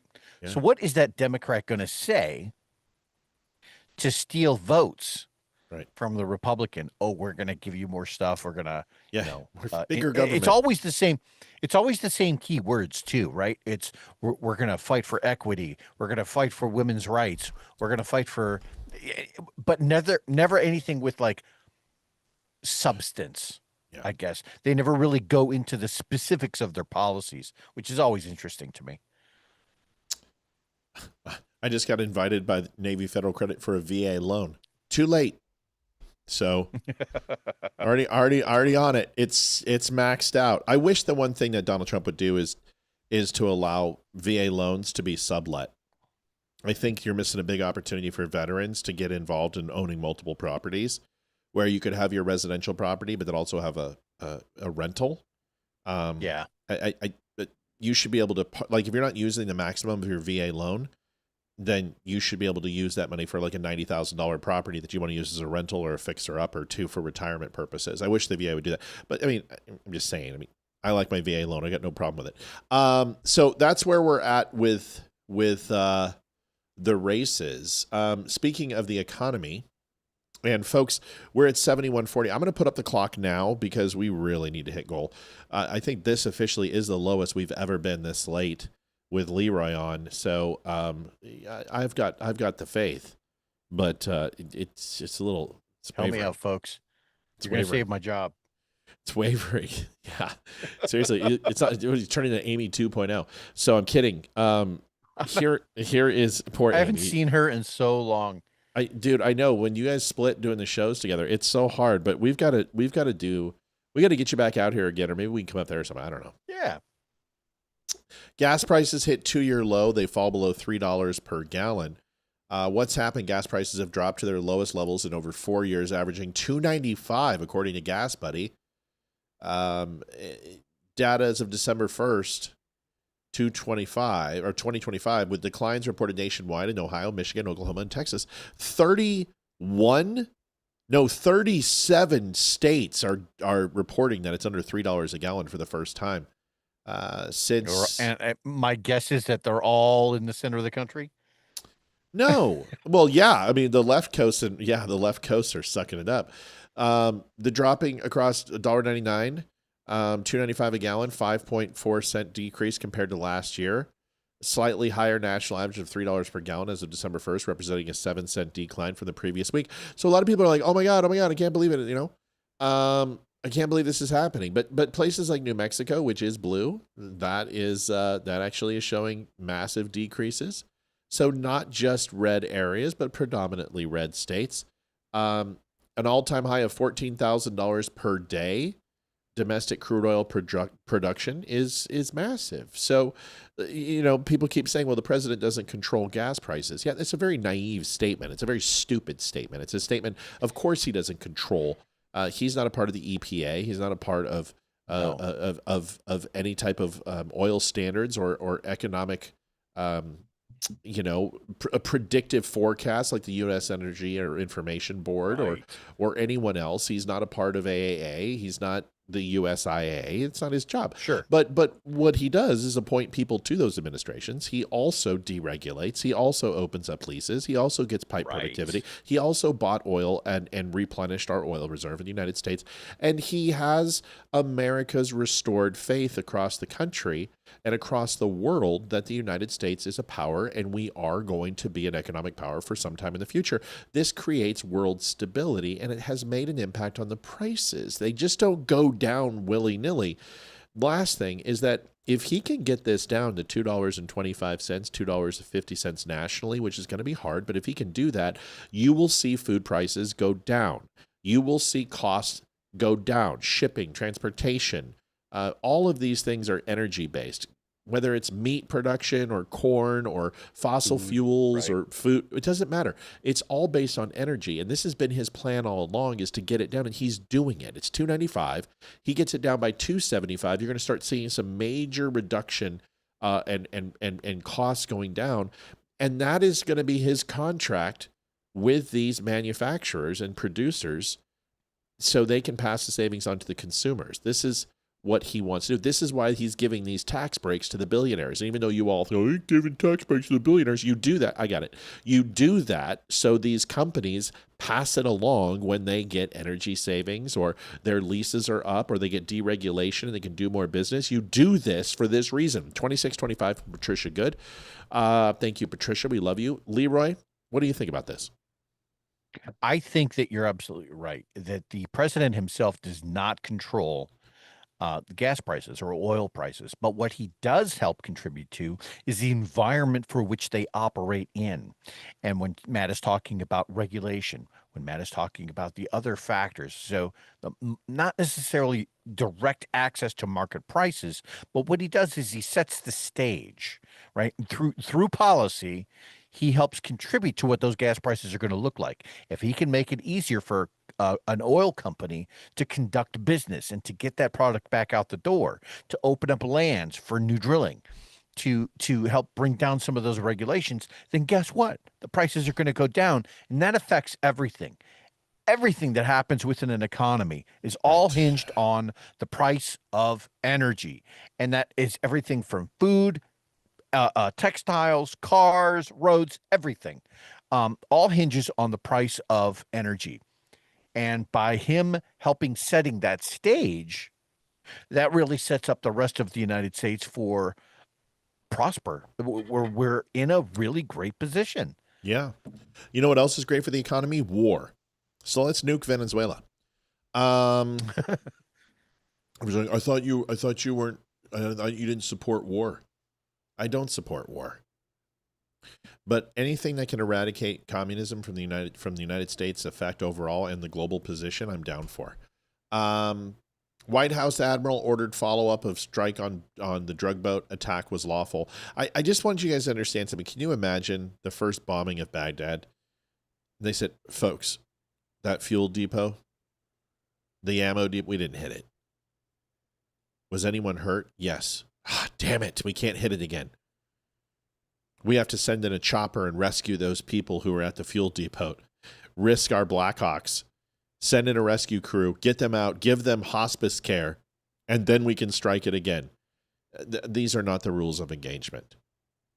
And honestly, I really don't give a shit if they hit it multiple times. I don't care if they throw in sharks with laser beams on their heads when they sink these boats. I don't care. Laser beams. Yeah. Get them all. Freaking laser beams. Mel, why don't you just come down? I'll divorce Olivia. We'll get married, and then I can divorce you, and you can get your American citizenship. I mean, seriously, you need to get out of Canada. You need to come to the United States. I've told her. I said I'll house you illegally. I don't care. Election results. Is going to be. Go ahead. That is going to be an interesting legal battle as it escalates, because everything that's coming out of this administration is making the proper claim that all of these strikes are legal and justified. And so for the left to say, no, they're not, that's going to be an uphill battle that is not only there just to be a factor of noise, right? But it's also a huge drain on the legal system and, more importantly, the taxpayers who are going to end up flipping that bill. Both the offensive nature of that lawsuit and the defensive nature. These things paying for all that. Yeah. All right, so everyone calm down, okay? Everyone relax. I told you this was going to happen. Afton Ben has now taken the lead in the race, 55% to 43%. She's up by 12 points, but 38% of the vote has come in. Obviously, Nashville just dropped, okay? Nashville just dropped, I'm assuming. I haven't even looked yet, but I've been doing this a while. And yes, that's exactly what happened. Nashville dropped as predicted, and it is very bright blue, as I also anticipated. And holy shit, she's coming in at 85% in Nashville. This is not unexpected. This, Melanie Marino, 2110, love you all. Thank you, Melanie. Thank you, Melanie. This is very much expected. Now, I didn't expect her to be hitting 85% of the vote. That is a massive, massive, massive number and maybe insurmountable for him. Not going to lie. I have to see the rest of the counties. I want to see where Williamson comes in. As I thought, Robertson is going to be a very big haul for her, but you want to look at the percentage of the votes. These are 20,000 votes here. Look at Robertson. It's only at 6,000, 41% in. Montgomery is a very large county. This has 18,000 votes. And you see that these other small ones just aren't even remotely close to the size of Nashville and Montgomery. And there may not be enough votes. Right now, this doesn't look good. Doesn't look good to me. I'll do what I did with Arizona. Right here, you've got 18,000 votes, 49% in, which means there's 18,000 votes remaining. Here, you've got 41% at 6,000 votes, which would show you that there's going to be about 10,000 votes remaining. Here, you've got 20,000 votes, which 20,000 votes remaining. If these continue to go the way we think, there is probably not going to be enough votes. 51% here is 5. Means 5,000 votes remaining here. 55%, there needs about 4,500 votes remaining here. 63%, they're just, this doesn't look good. 67%, he needs to be winning these districts by 75% in order to make up the deficit. This is good. This is good. This is good. But this is what we expected, right? But the problem is that there's not enough people here. 66% of the vote. This is devastating. This looks very much the way Virginia went. He needs to make up some deficit here. This is good. He really needs to turn this thing purple and needs to have almost like a 1% deficit here to have any hope, because Nashville, he's getting absolutely fucking annihilated in Nashville. This is what happens in Democratic strongholds. What's wrong with Tennessee? Nothing. What's wrong is Nashville is a Democratic stronghold. It's one city. That's it. Yeah. And then Montgomery too. But these are the northern Tennessee, almost central. But this Nashville, this is a massive amount of votes. Now, is it insurmountable? No, because here's why. Because even with 20,000 votes, you can see that he gets 5,000 here, 5,000 here. It's going to be close. But if he can't close this gap here and make this a little closer, about 1.2 to 1%, there just won't be enough. It's still early. There's only 38%, 42% now, and he's closing. See, he's closing. Relax. See, 7%. What you're going to see is that this is going to go up, and then Nashville is going to dump more votes, and it's going to go and be separated again. But you want Nashville in as fast as possible, so I can kind of make a prediction for you. Right now, it doesn't look great, but he still has enough. He has a chance to win. It just doesn't look great right now because Nashville is literally mopping the floor. Nashville looks very. I always good. feel like that is going to be the future for all battles, is between all of the big cities in a state versus the outskirts, right? Versus the more rural areas, because you have so many more people that occupy those cities. That we end up in a situation where, like a state of Ohio, for example, you're going to have Cleveland and Columbus telling the rest of the state what to do. Right. And I just feel like that maybe we need to have better controls on that. Loretta Lewis donated $15, says, help for Leeroy. Let's do this. Thank you, Loretta. I like my job. Humphreys is in at 63.7%, once again underperforming. This is still a very small county. Now, here's the good news is Williamson is what I'm hoping for. Let me just check something here.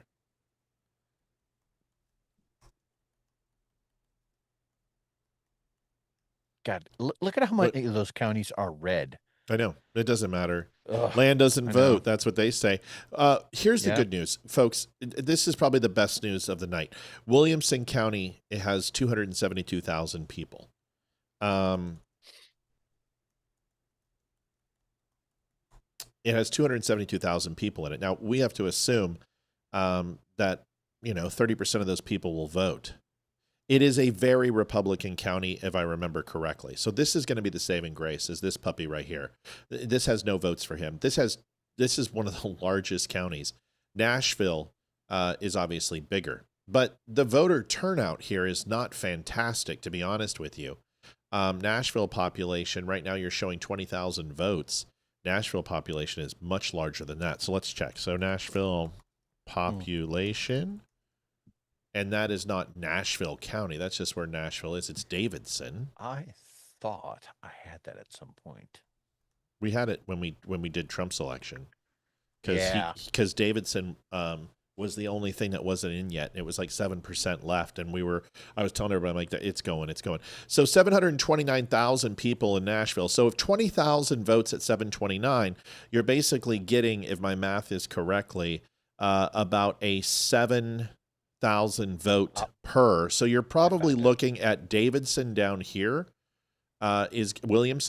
is probably going to give you 7,000 votes to 10,000 votes based upon its population. So that's going to be very good for him. That's going to help this deficit, this massive Nashville ass whooping that's taking place. If he can get 10,000 votes, get 7,000 votes and have a 70-30 win down here in Williamson, it's over. He'll win. If he can't overperform in Williamson and it does not stay deep red, he's going to be in trouble. Go ahead. Based on my last spreadsheet, when I had pulled all of this, I found all my old numbers, and I had a kind of a estimated 919,000 people in the state. Roughly 294,182 of those were probable Republicans. And here's the disturbing trend, is that their Democrat population had grown to 303,375. Real quick.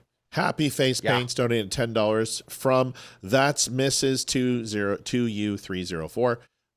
You said thank you for the show and thank you for our authenticity. I believe you're welcome and we appreciate you. We're going to stay here. Thank you, Happy Face. Go ahead, Leeroy. And so, just based off of that, Democrats do have a little bit of an advantage. Here's the thing.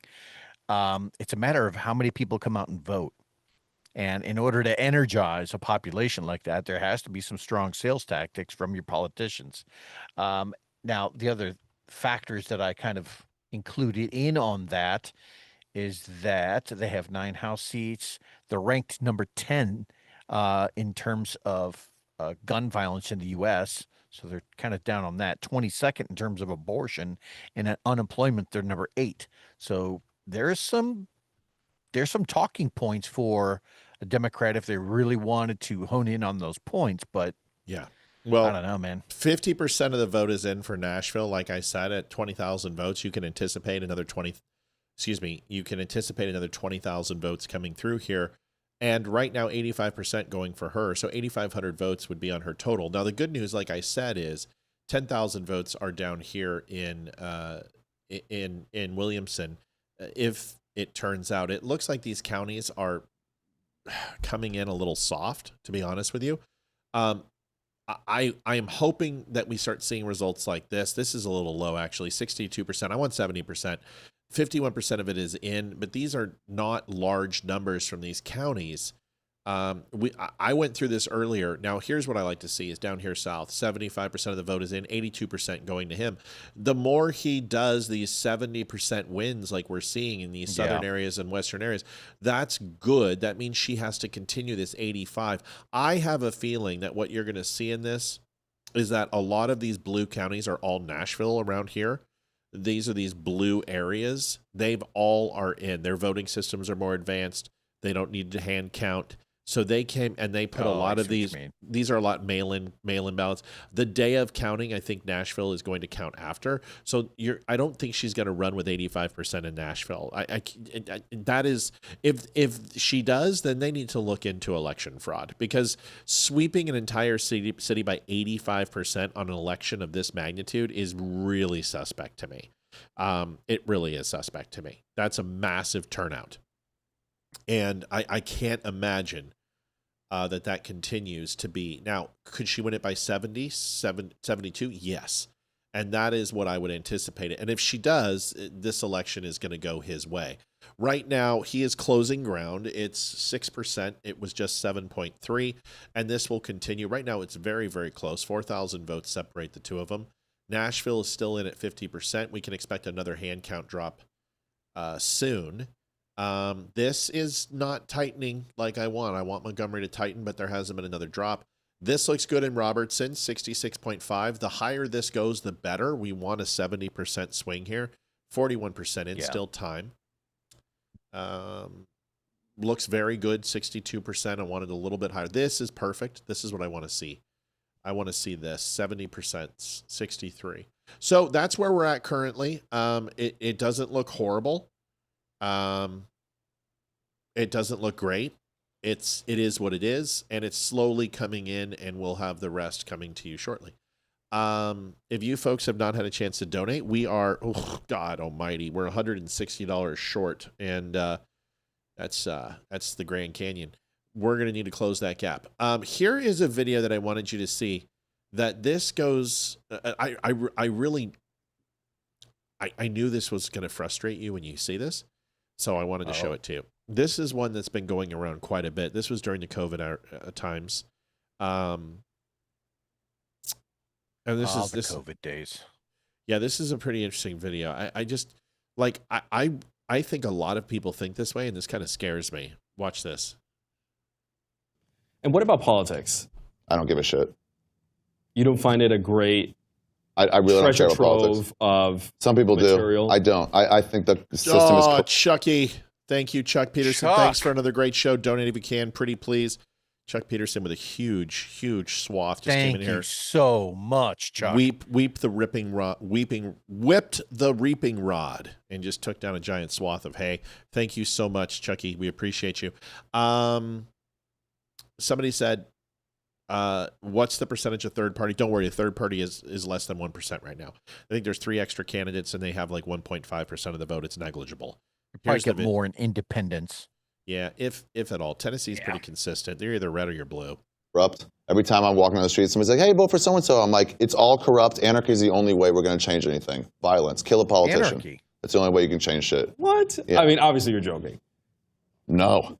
Are you serious? Yeah, voting is not going to make a difference. It has never. Wow. Not in 100 years. So what would you like to see? I'd like to see some politicians start getting murdered and reform this government. Oh my God. Do one that's not corrupted. I'd like to get business out of government, and they're not going to do it. So the only way to do this is start killing people. Isn't that exactly what Look around the world. want? How has anything changed around the world? How has any regime change happen around the world? Violence. That's the only way. You think people in Arab countries are that much different than us? Yeah. Violence. That's the only way you depose a system that doesn't represent the people anymore. I mean, I think the wonderful thing about the United States is that we can vote, and you do change Your administration. vote doesn't go anywhere. Your vote doesn't do anything. Yes, it does. You can now be arrested and never tried if they say you're a terrorist. Never tried in your life. Just arrested and held forever. Who voted for that? So shoot them all. No, not shoot them all. Start shooting them until they get business out of politics and they start representing who we are instead of their money interests. Yeah, violence. That's the only way shit changes, man. Okay. Look at history. Tell me when a regime has changed with voting. I mean, I know. I'm putting you on the spot. I'm putting you on the spot. That's not fair because you haven't studied this stuff. Well, no, I'm not trying to, murder politicians. I'm not trying to do what I don't like that others do that I would like to change, so I will shoot somebody because I'm pissed off that they're shooting somebody else. Yeah. It's not the way that I think, but that's fine. We think differently. I think even if you don't want to shoot somebody, don't vote. Voting is you implicitly saying, I support this system. And I don't support it anymore. Oh boy. I don't. We're killing people in Yemen. We're murdering families in Yemen that aren't associated with any sort of terrorist thing. It was just an oopsie when we kill a wedding party. And Obama, the fucking hope change guy, just refused to comment on it. That's cool. Do what you want. It's not going to change. Mrs. Happy birthday, by the way. We didn't miss it. Leeroy, do we want to try to educate this guy? Because, revolution and murder are two different things, right? Voting is not going to change that. Right. And you're like, I can't tell which side of the aisle he's sitting on. Is he coming from the perspective of big government is bad? Right? But at the same time, you're like, but you want to go out and start whacking people just because you feel like they don't represent you? You do realize there's 350 million other Americans that all have the capability to, pick up the phone, call their congressman, call their senator, and let their opinions be known. But we should have those people schwacked? What are you thinking? And why is it okay just to start whacking people that you don't agree with? What if I didn't agree with him? Would it be okay? Like, isn't this what took down the Greeks? Isn't this what took down the Romans? Which political assassinations and infighting. And listen, we have everything he's saying is true if we didn't have the rule of law. And see, people are trying to change it from the top. You can't change the federal government from the top. We don't have the levers to pull. Even he's right. Changing the president does very little because the president doesn't impact your life that much. No, senators, it's all your local representatives. Yeah. So you're right. Voting for your local. If you think elections don't have consequences, you asshole, look at Virginia and that I am now in the bluest of blue states in the union. There is no other state bluer than me. Maybe New Hampshire. Maybe Massachusetts. We are now blue as blue can be. And I promise you, my life is going to change. Things are going to change here. And if you don't believe that electing people makes an impact, then you're not paying attention to California, which was a desperately red state in the 80s and is now blue. Look at Texas, who had chances of going purple during Kennedy and voted for Kennedy, but is very, look at Ohio, right? So elections matter, and it may not matter on the federal level because you are an individual and your individual vote doesn't, oh shit, yeah, he just got a huge drop. Holy fuck, he just got a huge drop. Sorry. I forgot to bleep it. Our boy. And it's not coming in like it should, but it's early. He just got a huge dump in Williamson, and it's a 10% difference. And it's actually showing more than it should. It's actually, a lot of people are getting out and voting. Sorry, I'm going to interrupt this. People are getting out and voting in Williamson, and he's got a 10% lead. I want more. It's not enough. Yeah. But he has closed the gap, and he is now 0.3 of a point above her. That's a good thing. Let's see if Nashville's come in more. Nope, still at 50%. I want the next drop in Nashville is going to decide this race. Robertson is coming in higher. He's now overperforming. This tightened in Montgomery. That is no, yeah, 2.3. He was 3% down, so he's closing in Montgomery. That's good. The tighter this is, the better. This small. Dixon has increased 64%. That's great. We're starting to see the day of voting now. The mail-in ballots are actually counted. We're going to start seeing these day-in votes. This is great. That's great. That's greater. That's amazing.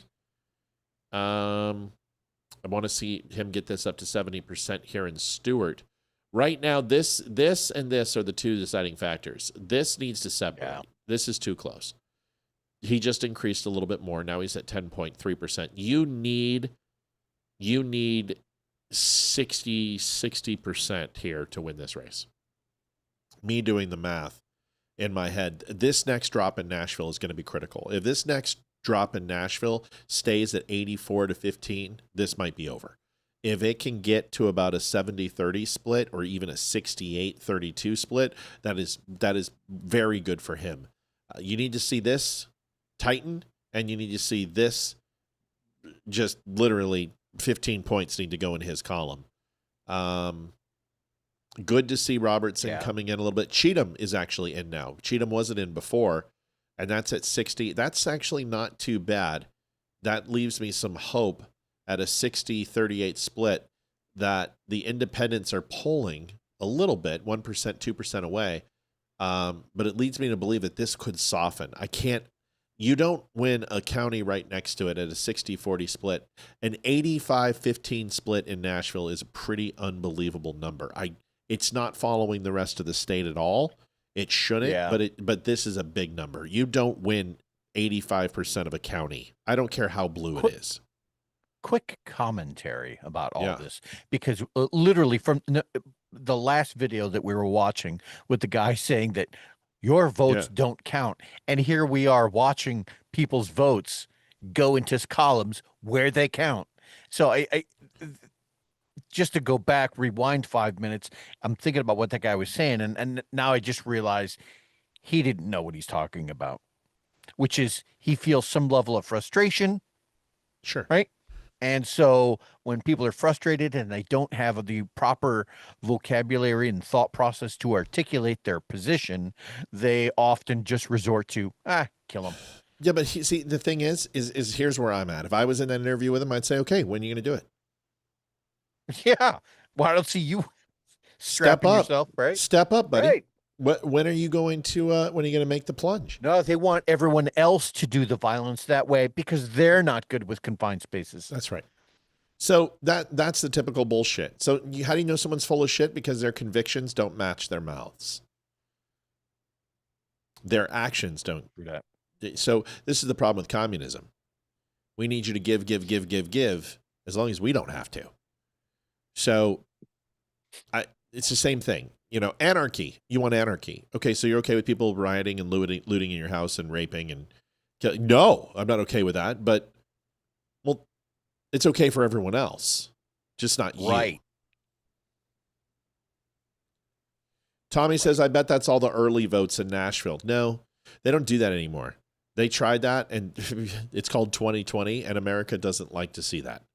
America likes a good balanced mix of same-day voting and mail-in votes, so the numbers trickle in, and you don't literally see those swings. So Nashville is counting like they always count. They're counting mail-in.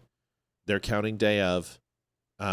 They're doing their jobs, and they're counting them correctly. That's why. How do you know that? Because 50-60% of the vote is in a lot of these places. So that means they're counting. There's no way 50% of the votes were day of. There's just no way. And there's no way it was all mail-in. So they're doing both. So that's good. Matt, you really need to get into politics voting genre. You have the talent and common sense and communication skills. I am. I'm doing it right now. That's what this is. What do you think I'm doing? I'm just doing it on my show. And, you know, if the people, listen, there's a reason why our live numbers go up times 10 during election time, and why even our numbers right now are almost 200 is because people know that they can come here and get the straight shit, that I'm not going to lie to them. So that's what I'm doing. Just because, you know, I know it's not on, you know, maybe someday, maybe I'll go on OAN. Maybe that relationship keeps going. Maybe I'll pick up a contract. Maybe I won't. Maybe Leeroy, maybe what happens is that Leeroy moves his ass down here when he retires, and we do this and we go full bloor. And he runs an afternoon or morning show, and I run evenings, and he's on it more. We don't know. Who knows? But right now, $300 a day is what we're trying to hit. Let's hit our goal today, and we can worry about tomorrow. How about that? Right. Right. Let's see if there's been an update. Leeroy, you can go whenever you want. Because I know we're past. A great source of depression is to look at everything that has happened in the past, and a great source of anxiety is to look at everything in the future that hasn't happened yet. Let's live right now. Right now, it's 2:43:75, and we have 24 seconds, folks, before we can hit goal. Look, we need 24 seconds. If you like what you're hearing, and if you appreciate not only the commentary but the updates in the news, if you appreciate our perspectives, throw a couple bucks in the pot, right? And see, and if Leeroy moved down here, what I would do is I would go into his house wherever he goes, and I would build him a set, and he could, of course, come to this set, but he could have his own show, and that's when you really expand. Is when you have multiple shows going on at once. So, but I want that. We'll get there one of these days, and maybe he doesn't move down here, and he still gets his own show. But trust me, Damani and I have been talking. Leeroy and I have been talking. We know it's going to happen. We're going to expand, but that's the next evolution. We've got the set. We've got what we want. Now it's expanding the network, and we're not in a huge rush to do that. But I would love to bring Dan Nunn into the Donor Friendly Network. I'd like to bring, Melody Lowe, 62-29. Mel comes in with the win. And Thank you so much. It just Melody. Literally clicked. It just counted to 1 second, and she was in. Bam. Melody, you're amazing. Thank you so much. Yeah, Mel, we love you. Okay, so let's give you an election update. And like I said, I'm going to kind of stick around until they call this. They're not going to call this too close right now. But the good news, 55% of the votes are currently in. We're seeing that he is now ahead by 0.7 of a point. which is fine. Nashville is still at 50%. You're seeing Robertson in at 41%. That's going the way he wants. 56%. Okay, this is tightening. 2.3. Stewart is doing fine. Houston, good win in Houston for him. Humphreys is good. Benton is fine. Let's check Dixon. He's pulling away in Dixon. That's great. That's a good chunk of votes. Cheatham is 60-38. That's fine. Let's see if we've seen some separation here. Yeah, a little bit. So 10.6%. I want to see that get up to the 60s. Hickam, right where we want it to be. Perry, right where we want it to be. Wayne is, I just wish this was Robinson, because that would be a great number, 85. He's doing to her what she's doing in Nashville. Unfortunately, the population is like 1/20th of Nashville. And then we're seeing great numbers in Decatur. So, and all other counties are in at this point, but we're still sitting at 55% of the vote. He has pulled away even more now. Now we're starting to see this. This is good. Now, remember what I told you, this is going to happen. Here is the halfway flow. This is between the 50 and 65% mark. You're going to see him pull away because Nashville's not in yet. Nashville will drop again, and then she's going to take the lead again, and then it's a matter of me doing the math. That's going to happen any minute right now. So right now he's pulling away because Nashville's remaining dormant, and all those red counties are clicking up. That's good and bad. One is because he's not keeping his powder dry, so it looks good, but one drop from Nashville could be a kiss of death. Now, what we hope is Nashville called its early ballots, and its mail-in ballots, and its absentee ballots in. That's what I was wondering. It is a military community, so they probably have a ton in Nashville of mail-ins, because a lot of them recruit from the not the suburbs, but the barrios and the ghettos and the lower income families. So a lot of those might be absentee ballots. You've got Knox and a couple of other bases in that area. So you would see that there would be some absentee ballots coming in, and maybe that's why you're seeing that big drop in Nashville. You've got to see Nashville. She can't run an 85-15. If she does, she's going to win. We got to see that drop and soften. 80-20 isn't even good enough. A 77-33 is okay. 75-25 is okay. That's what we need to see. So we're going to wait for that and see what we see in Nashville. Still sitting at 50%. They are not counting anymore. 58% in Cheatham. Holding solid. 64. Okay, here we go. This is what terrible name for a county. I know, isn't that funny? Cheatham was a big player in the 2020 and 2024 election. Williamson, here's great news. Remember when I told you, Williamson, that you're going to have that 10,000 votes that were going to be up for grabs? Well, he's achieved that 10,000 because he's pushed it to 58. This is massive. The more he can get this, if he can get this up to 62, 65%, that's a good number. Williamson is coming in strong, which means day of voting is better because they've already gotten the mail-ins in. And this is day of voting numbers. So I'm believing, based upon what I'm seeing here, Robertson, look at the delta, 70-30. He increased that. Look at Cheatham, he increased. And these are the surrounding. He's increasing all of his leads, which means these are day of voting. What I have to believe is Nashville is going to drop. Nashville's not going to hold at 85-15. If that's the case, he will win. I believe, based upon the three other counties, that this is the way that they're counting, is mail-in ballots are being counted. Here's what I don't like to see. I think I see a big, look at this big purple right here. I don't even want to click it. Yeah. I think I see a purple. Oh, no. Okay, that's weird. He's increased there. Remember what I told you? That he was losing Montgomery. He's flipped it. He's just done a 6-point swing in Montgomery, and they're 67% in, folks. This is fucking huge. This was blue. It's now purple. I was worried. This is great news for him. Trending in the right way. So everything, all these surrounding areas to Nashville, this is day of voting being counted now, and I think this is good news. I really do believe that day of is actually is a high turnout. What's his overall? Overall, we are 63% in, and he now has a 6-8 lead. That's massive. So it's great. No, it's not massive because Nashville drops and it goes 85-15. He's going to be down by 4 or 5 points again. But if Nashville goes the way as the surrounding counties are trending, all of these counties around Nashville are trending that he is now gaining and separating in massive numbers. Look at Robertson. He's almost 70-30 split. This is incredible. Remember when I told you Montgomery, he needed to close the delta by 1 or 2 points and only be like a 49-50? He's up massively, and that's 67% in. That's a good result. This is 58% in. It's a 60-40 split. Dixon is a 70-30 split, essentially. Cheatham is a 60-40 split. And Williamson is now 18%. If he can get this to be a 60-40 split or even a 65-35, this is very good news for him. Let's see how he's doing in these lower counties. 75% in, he's just womping ass. Womping ass. Womp. Oh, this one increased. Decatur went up. Strong numbers. Yeah, they are. He's overperforming. So Nashville still has not dropped. That's going to, like I told you, this will decide the race.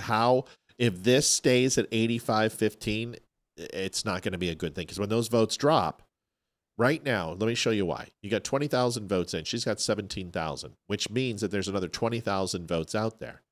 If this doesn't separate, watch what will happen. She's going to get 18,000. He'll get 3,000. So watch what that does to the accounts. If we come up here and we give him 8,000, it puts him at 58. We give her 17,000, that puts her at 70. Race is over. No, scratch that. I'm sorry. Give her 17, that puts her at 50. Give her 17, that puts her at 67. Give him 8, that puts him at 64. She wins. Do you see? Yeah.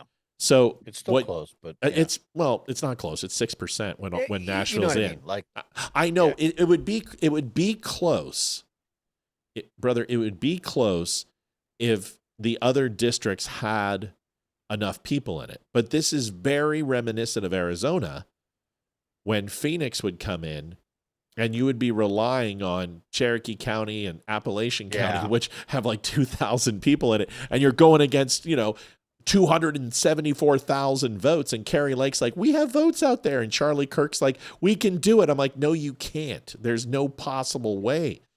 That has been the challenge, right? Is to get voters mobilized. Yes. To get them on a topic that gets people into the voting booths and pulling the trigger for you. That's what we need more of as a Republican Party. Yeah, here's the good news. John Thorpe, Teresa Christie, and Bobby Dodge have absolutely no impact on this race, however. If you're under 1%, it's negligible, and they all are. I mean, it's literally not 1% of the vote. This is nothing. You have people writing in Mickey Mouse at a more frequent number than 553, or Ronald Reagan with a space heater. So you now are seeing that he is up by 8%, 7.8%. It's a great number. If he was up by 15, I'd feel really good. But right now, this is where we're at. Leeroy, if you have to go, you can go. I mean, I can't imagine this is going to be much longer. This is a district race. They should have all hands on deck. Looks like the drop on Montgomery is he's now 3.9% ahead in Montgomery, which is really shocking to me. Robertson, he's sitting there. Oh, Stewart. He's at 75-25 in Stewart. 80% of the votes in. Yeah, Dixon, look at this, 67-31. That went up. And that's at 80% of the votes. Cheatham is climbing. Remember, Cheatham was just 60-38. Now it's 62-36. So that's a 4-point swing. So Cheatham is coming in nicely. 18% in Williamson. I remember what I said. If he can put a 60-40, now the problem is that, well, no, the independents are doing fine. I think you've got some missing votes, but 65% in, 18%. If he can take this to a 60-40, that's huge for him in Williamson.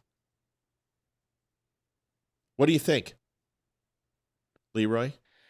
What's your gut tell you? You gonna give it to him? My gut is telling me that we're going to be able to call this one for him tonight. If Nashville can come in, if Nashville can get in at 70%, I'd be very, very comfortable with saying that I got to see Nashville's next drop. Like that's the key. If they come in at 60, 70% and it's still 84-15, we're in trouble. But if he can just eat that lead. Now, here's the good news, okay? The independents are performing like they are through the rest of the state in Nashville. That leads me to believe, that it seems the state is voting the way.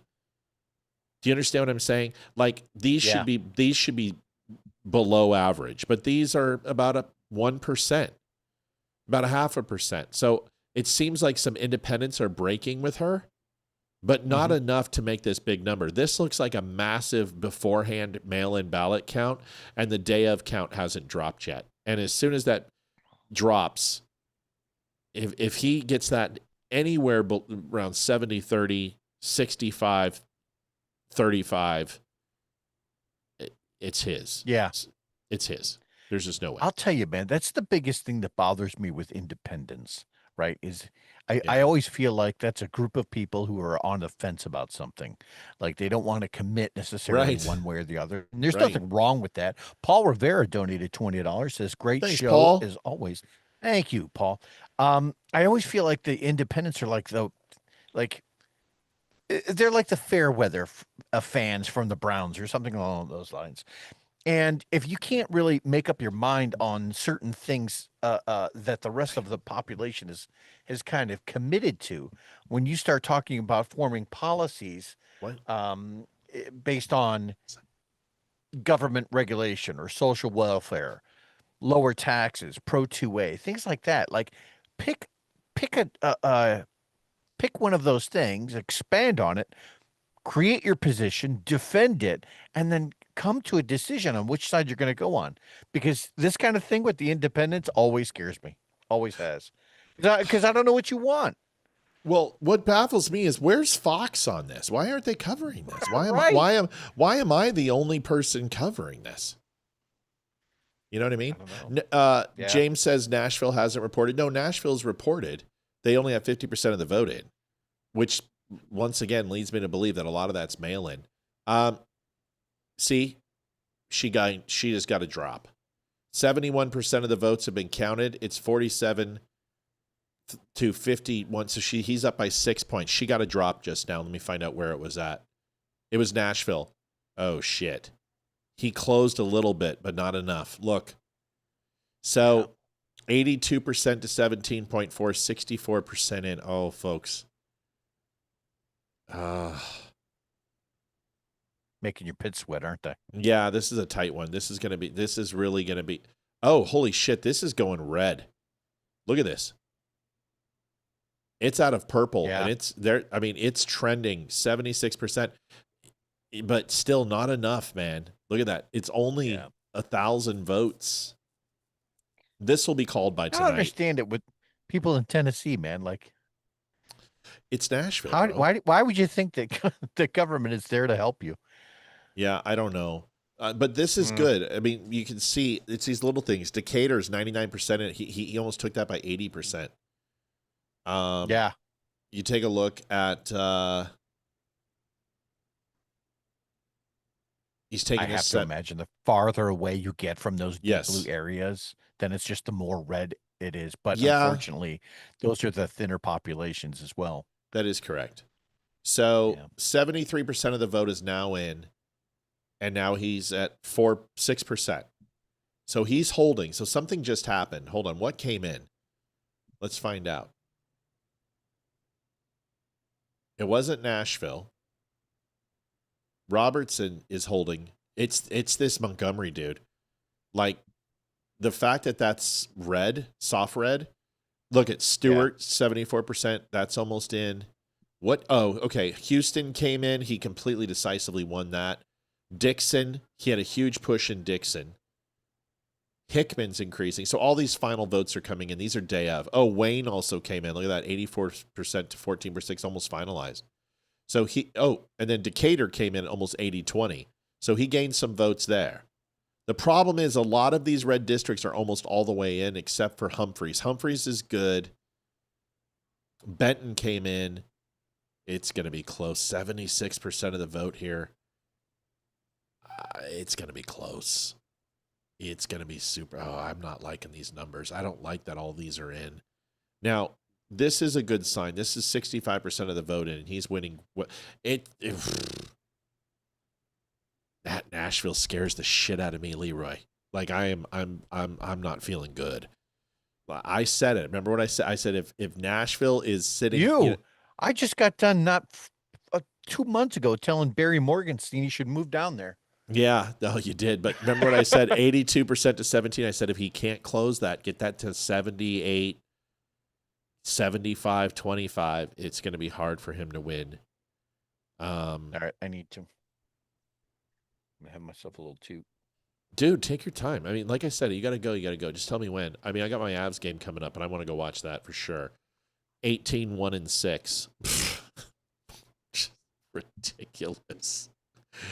Oh, Avs. 71% of the vote in, and he's still pulling away. All those counties, man, they make a difference. Oh, wait a second. Yeah, you see these big swells of red here? That's a good sign. But this one right here, this Williamson one, keeps going up. Remember, I said 10,000 votes is what was expected. He's already 3,000 votes. The reason why he's still in this is Williamson is overperforming. Williamson showed up. That's helping him. And so did Montgomery. Montgomery has showed up for him. I guarantee this is where they were fighting. Because I wonder how many within Williams and Montgomery, how many of that has been affected by the people who are going door knocking. You know what I mean? Like going door to door. Who are you voting for? Make sure you get out and vote. Like this is where an effective ground game really proves its might. Yeah. You know what I mean? Well, here's the good news. You're 72% of the vote in, and it's not reflecting the polls right now. Him having a 6% lead, 6.6% lead to be exact. He's pulling away a little bit. But once again, this is the beast. You still have 64%, so you've got 35% of the vote remaining, 26,000. So you're looking at 12,000 votes are still out there, and right now 85% of those votes are going to her. So if the rest of those Nashville votes go to her, he's going to have to continue to pull away in Robertson, Cheatham, Dixon, Williamson, and Montgomery. Like he's got to get 55. He's got to take another 3 to 4% from Montgomery to have a chance. It's so close. And yes, these little numbers matter. 11%, 3,000 votes, that's only 300 votes. This one's completely in. Like he just doesn't have a lot of outs left. Yeah. Like 99% is in. So you're talking 50 votes are left. It's just not enough. This is the big one. 14% of the vote. That's a 20,000 vote, 14%. So there's 2,500 votes out there that are going to go his way. But it's still, if this holds, she's got 26,000 votes here. She's got 7,000, 8,000 votes just sitting in the bag waiting to go to her. And that changes this race because right now it's divided by, what? Well, she's got 68. 8%? She's got 59. No, it's 7.5%. Oh, wait, what happened?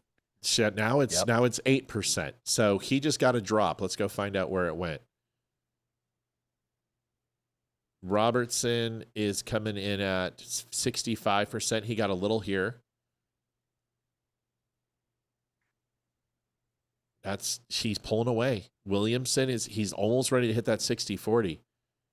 Oh, here it is. Dixon. Oh, that's why Dixon. Look at he just fucking took a huge lead in Dixon, 70% to 30%. 70%. Yeah. Yeah, so that went up massive. That was just at 62. So he gained there. He's still pulling away in Montgomery, folks. 75% in. I'm trying to think what else.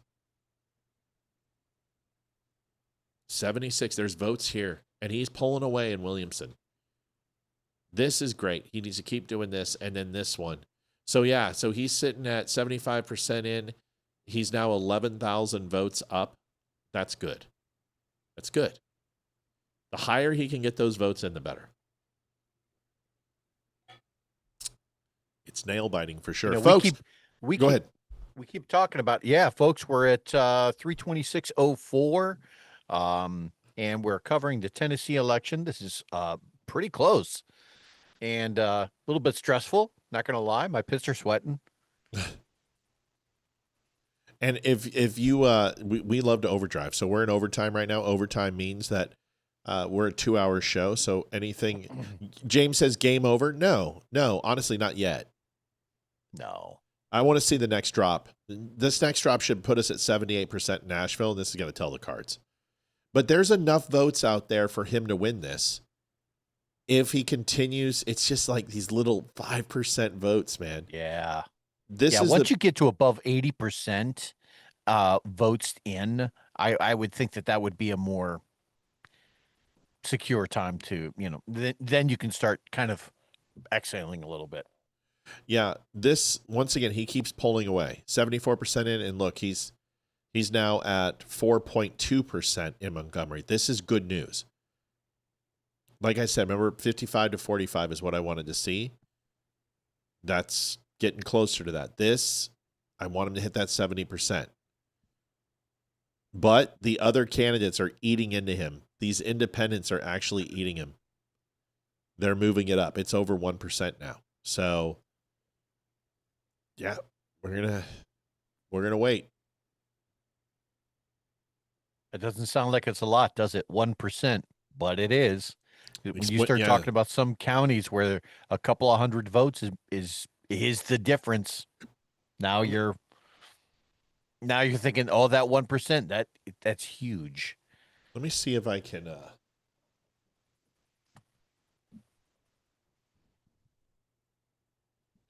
get Donald Trump's Tennessee results. Oh, good call. Because I'll tell you.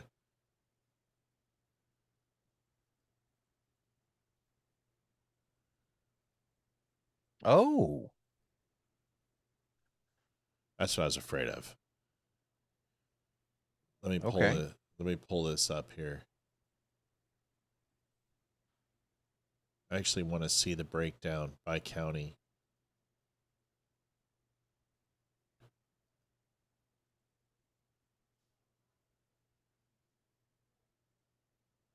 Okay, there we go. Did he endorse the candidate? Yeah. Tele-rally. He did. Okay. A tele-rally. I wanted to see more. So Trump took this by 64%.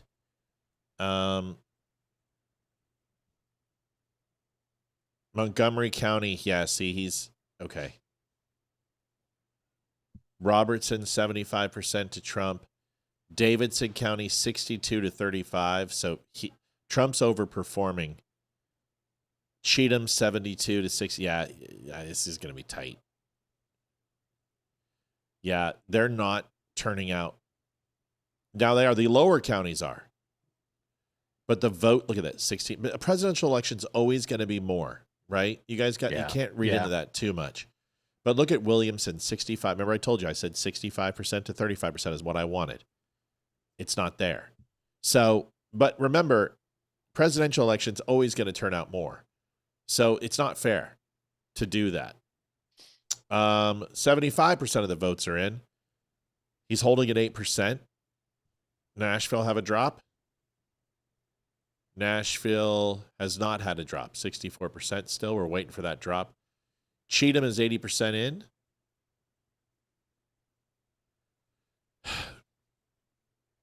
Yeah. I don't know, man. Nashville makes me nervous. Anyway, at this point, It's too close to call. It needs to be red because I was considering moving there at some point. Ugh. Yeah, I don't know.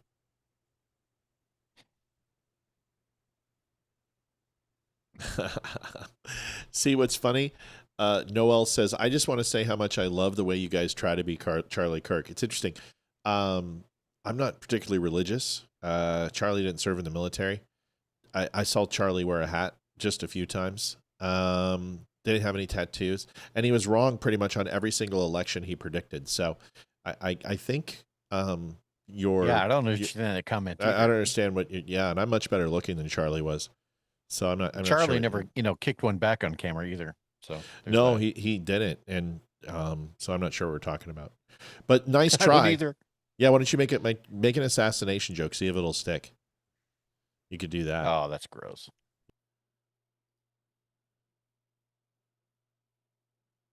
We dropped for a second. I don't know why. Program crashed. See, it was probably...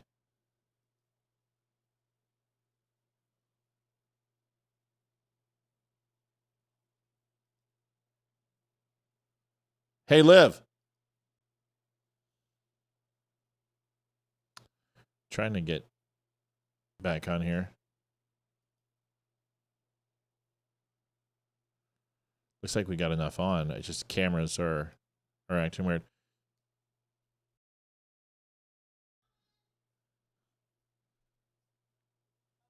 Get out. Bye. See ya. Love you. Yep, I love you, buddy.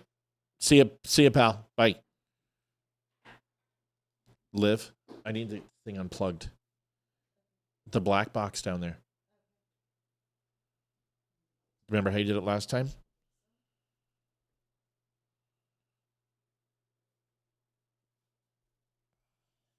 All right, guys, we're just working on getting our cameras up here real quick. 1 second.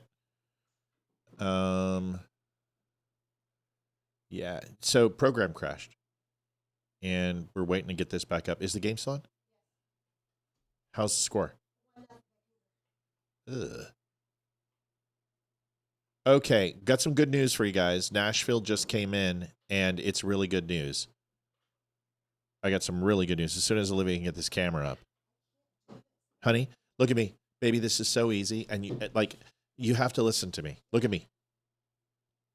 Do you know what a Cat 5 cable is? And a phone cable? You have to squeeze the rubber with your point of your finger and then just pull straight out. You have to, look at me. Pinch it. Pinch the cable. And you're pinching the bottom. It's like a telephone cable. You've got to take that little tab and pull it out. Don't wiggle it. Just pinch it and pull straight out. Okay? Folks, there's some good news here coming from the election. Did you do it? Honey buddy? I don't understand this. This is the easiest thing in the world. You're doing it right. Show me how you're doing it. Show me your fingers. It's not the top. No. You got to come in here and you got to get your thumb and push straight up and push down here and pull out. It's a telephone cable. Have you ever pulled out a telephone cable before? That's exactly like it. It's like a Cat 5 cable. As soon as you can do that, we can be back up on the show. You got to push up with your thumb at the bottom.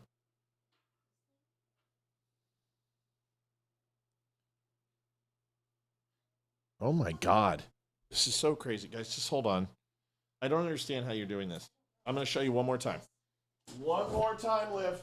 One more time. Move. The other way, Liv. The other way, Liv. The other way. The other way.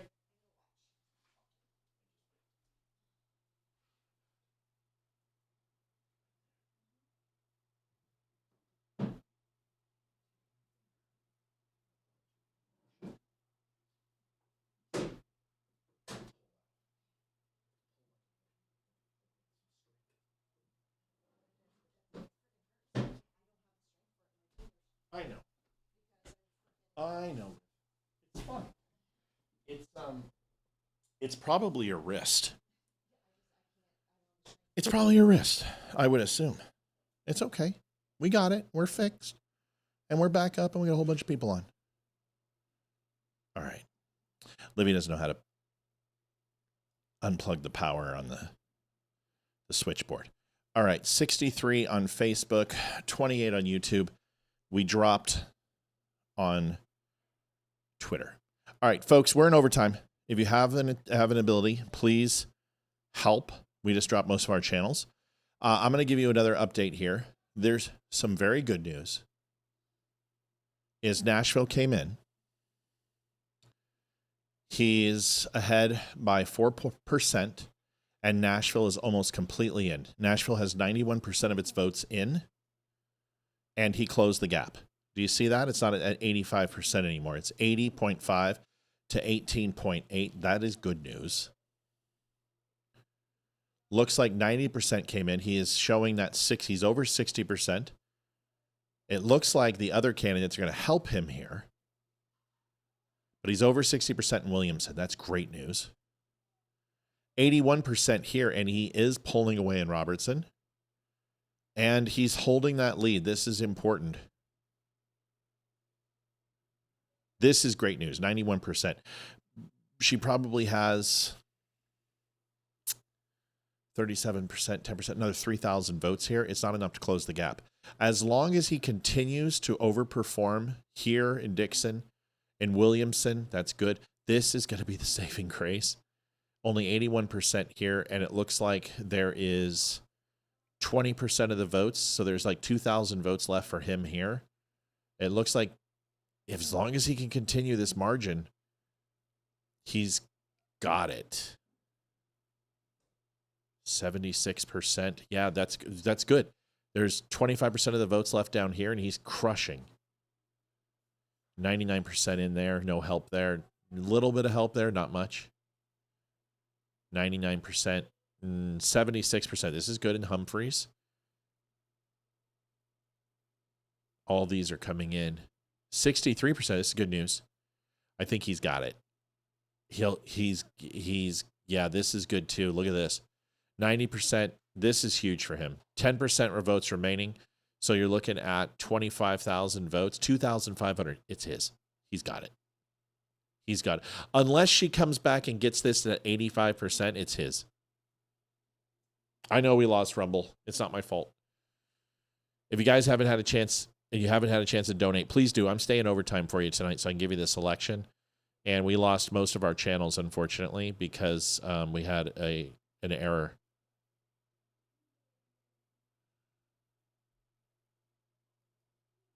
Had an error.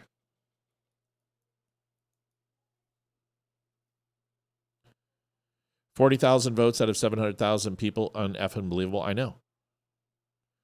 But the good news is I think he's got it. They should call this anytime now. I'm just doing the math in my head. It looks really good for him. As long as Nashville stays where it is, he's good. Yeah. She's underperforming in Nashville. 52, yeah. 46.8, so that's 3.2. Now he's at 5. Yeah, he's pulling away again. This looks good. This looks good. I think he's got it. They should call it. They should call it any second now. Yep. I've got 86% in. Yeah, I would call it. Yeah, because there's only, yes, at 9%, 10% of that vote, 3,700 votes are out. She's not going to get 3,700 votes, but he is got almost 8,000 votes out right now. Like right here. Here's 9,000 votes. It's 80%. So that's 1,600 votes right there. 1,600 votes are going to be available for him to take because he's just spanking there. He's spanking here. 10% of the votes are still out. So you're talking 2,400 votes, but he's winning 60% of those. Unless Nashville swings and she gets up into that 85% again, I think it's his. I know Fox is saying too close to call, but I don't trust Fox. Trust me. I'm doing the math in my head. My head is better than Fox. If this continues to pull away, see 73% of the vote. As long as this continues, if he continues to climb and get that 55, 45% in Montgomery, it's over. There's 31,000 votes in, 25%. So 25 is 3.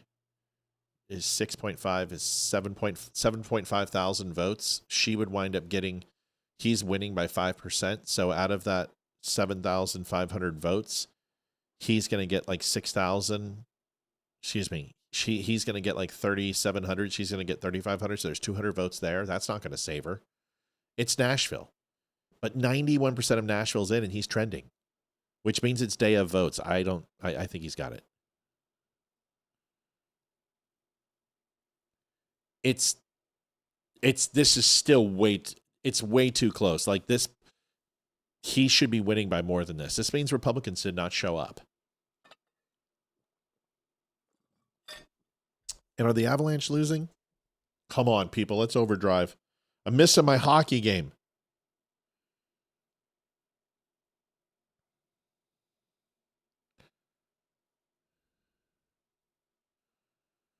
I'm telling you right now, I'm calling it for Epps. There it is. They just called it. I told you. Haha, I win. Told you. And it went exactly. I mean, it's going to go down exactly like I said. He's going to still climb. She's going to get a final 10%. I think he's going to win it by 54 to 40. He's going to get 54%. He's going to climb. They just called it. It's over. And it's not close enough for a recount. It should have been higher. I'm just letting you know. But we're going to have to show up for the midterms. Like, this is a win, but it's not a decisive win. But he's going to win. Yeah, they just called it. PBS called it. I called it before all of them, though. I'm just telling you, I called it before everybody.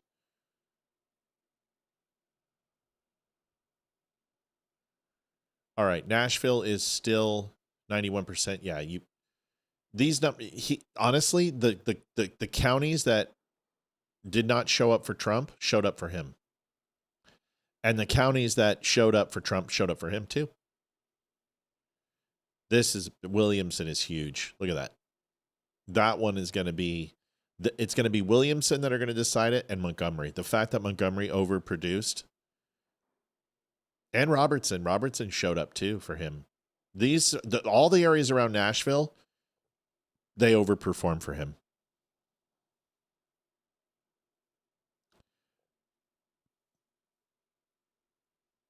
Oh boy. Fox called it. Yeah, but I called it before Fox. Fuck Fox.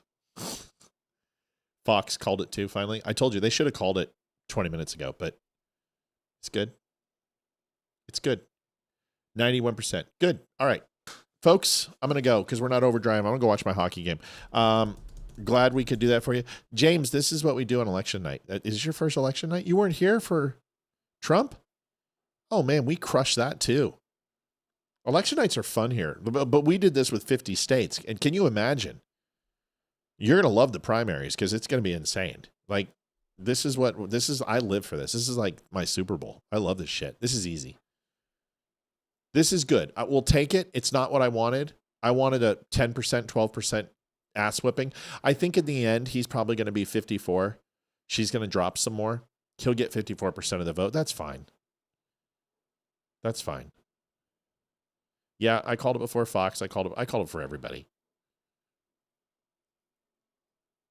You got to just be able to do the math in your head. And I'm good at election math. I've always been good at it.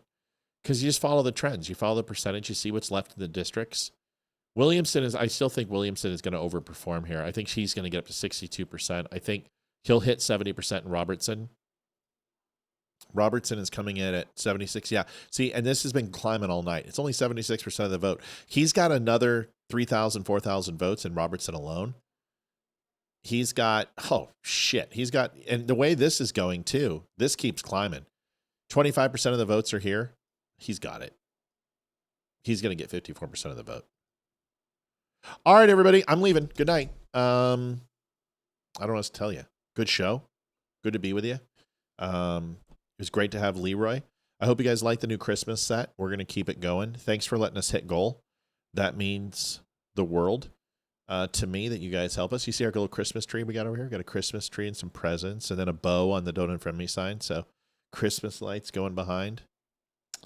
Avs just tied it. Who scored? Who scored, Bobby? Who scored, Bobby? You don't tell me that. Bobby! Who scored? Cale Makar. Was it Cale Makar? Was it Cale Makar? Who scored?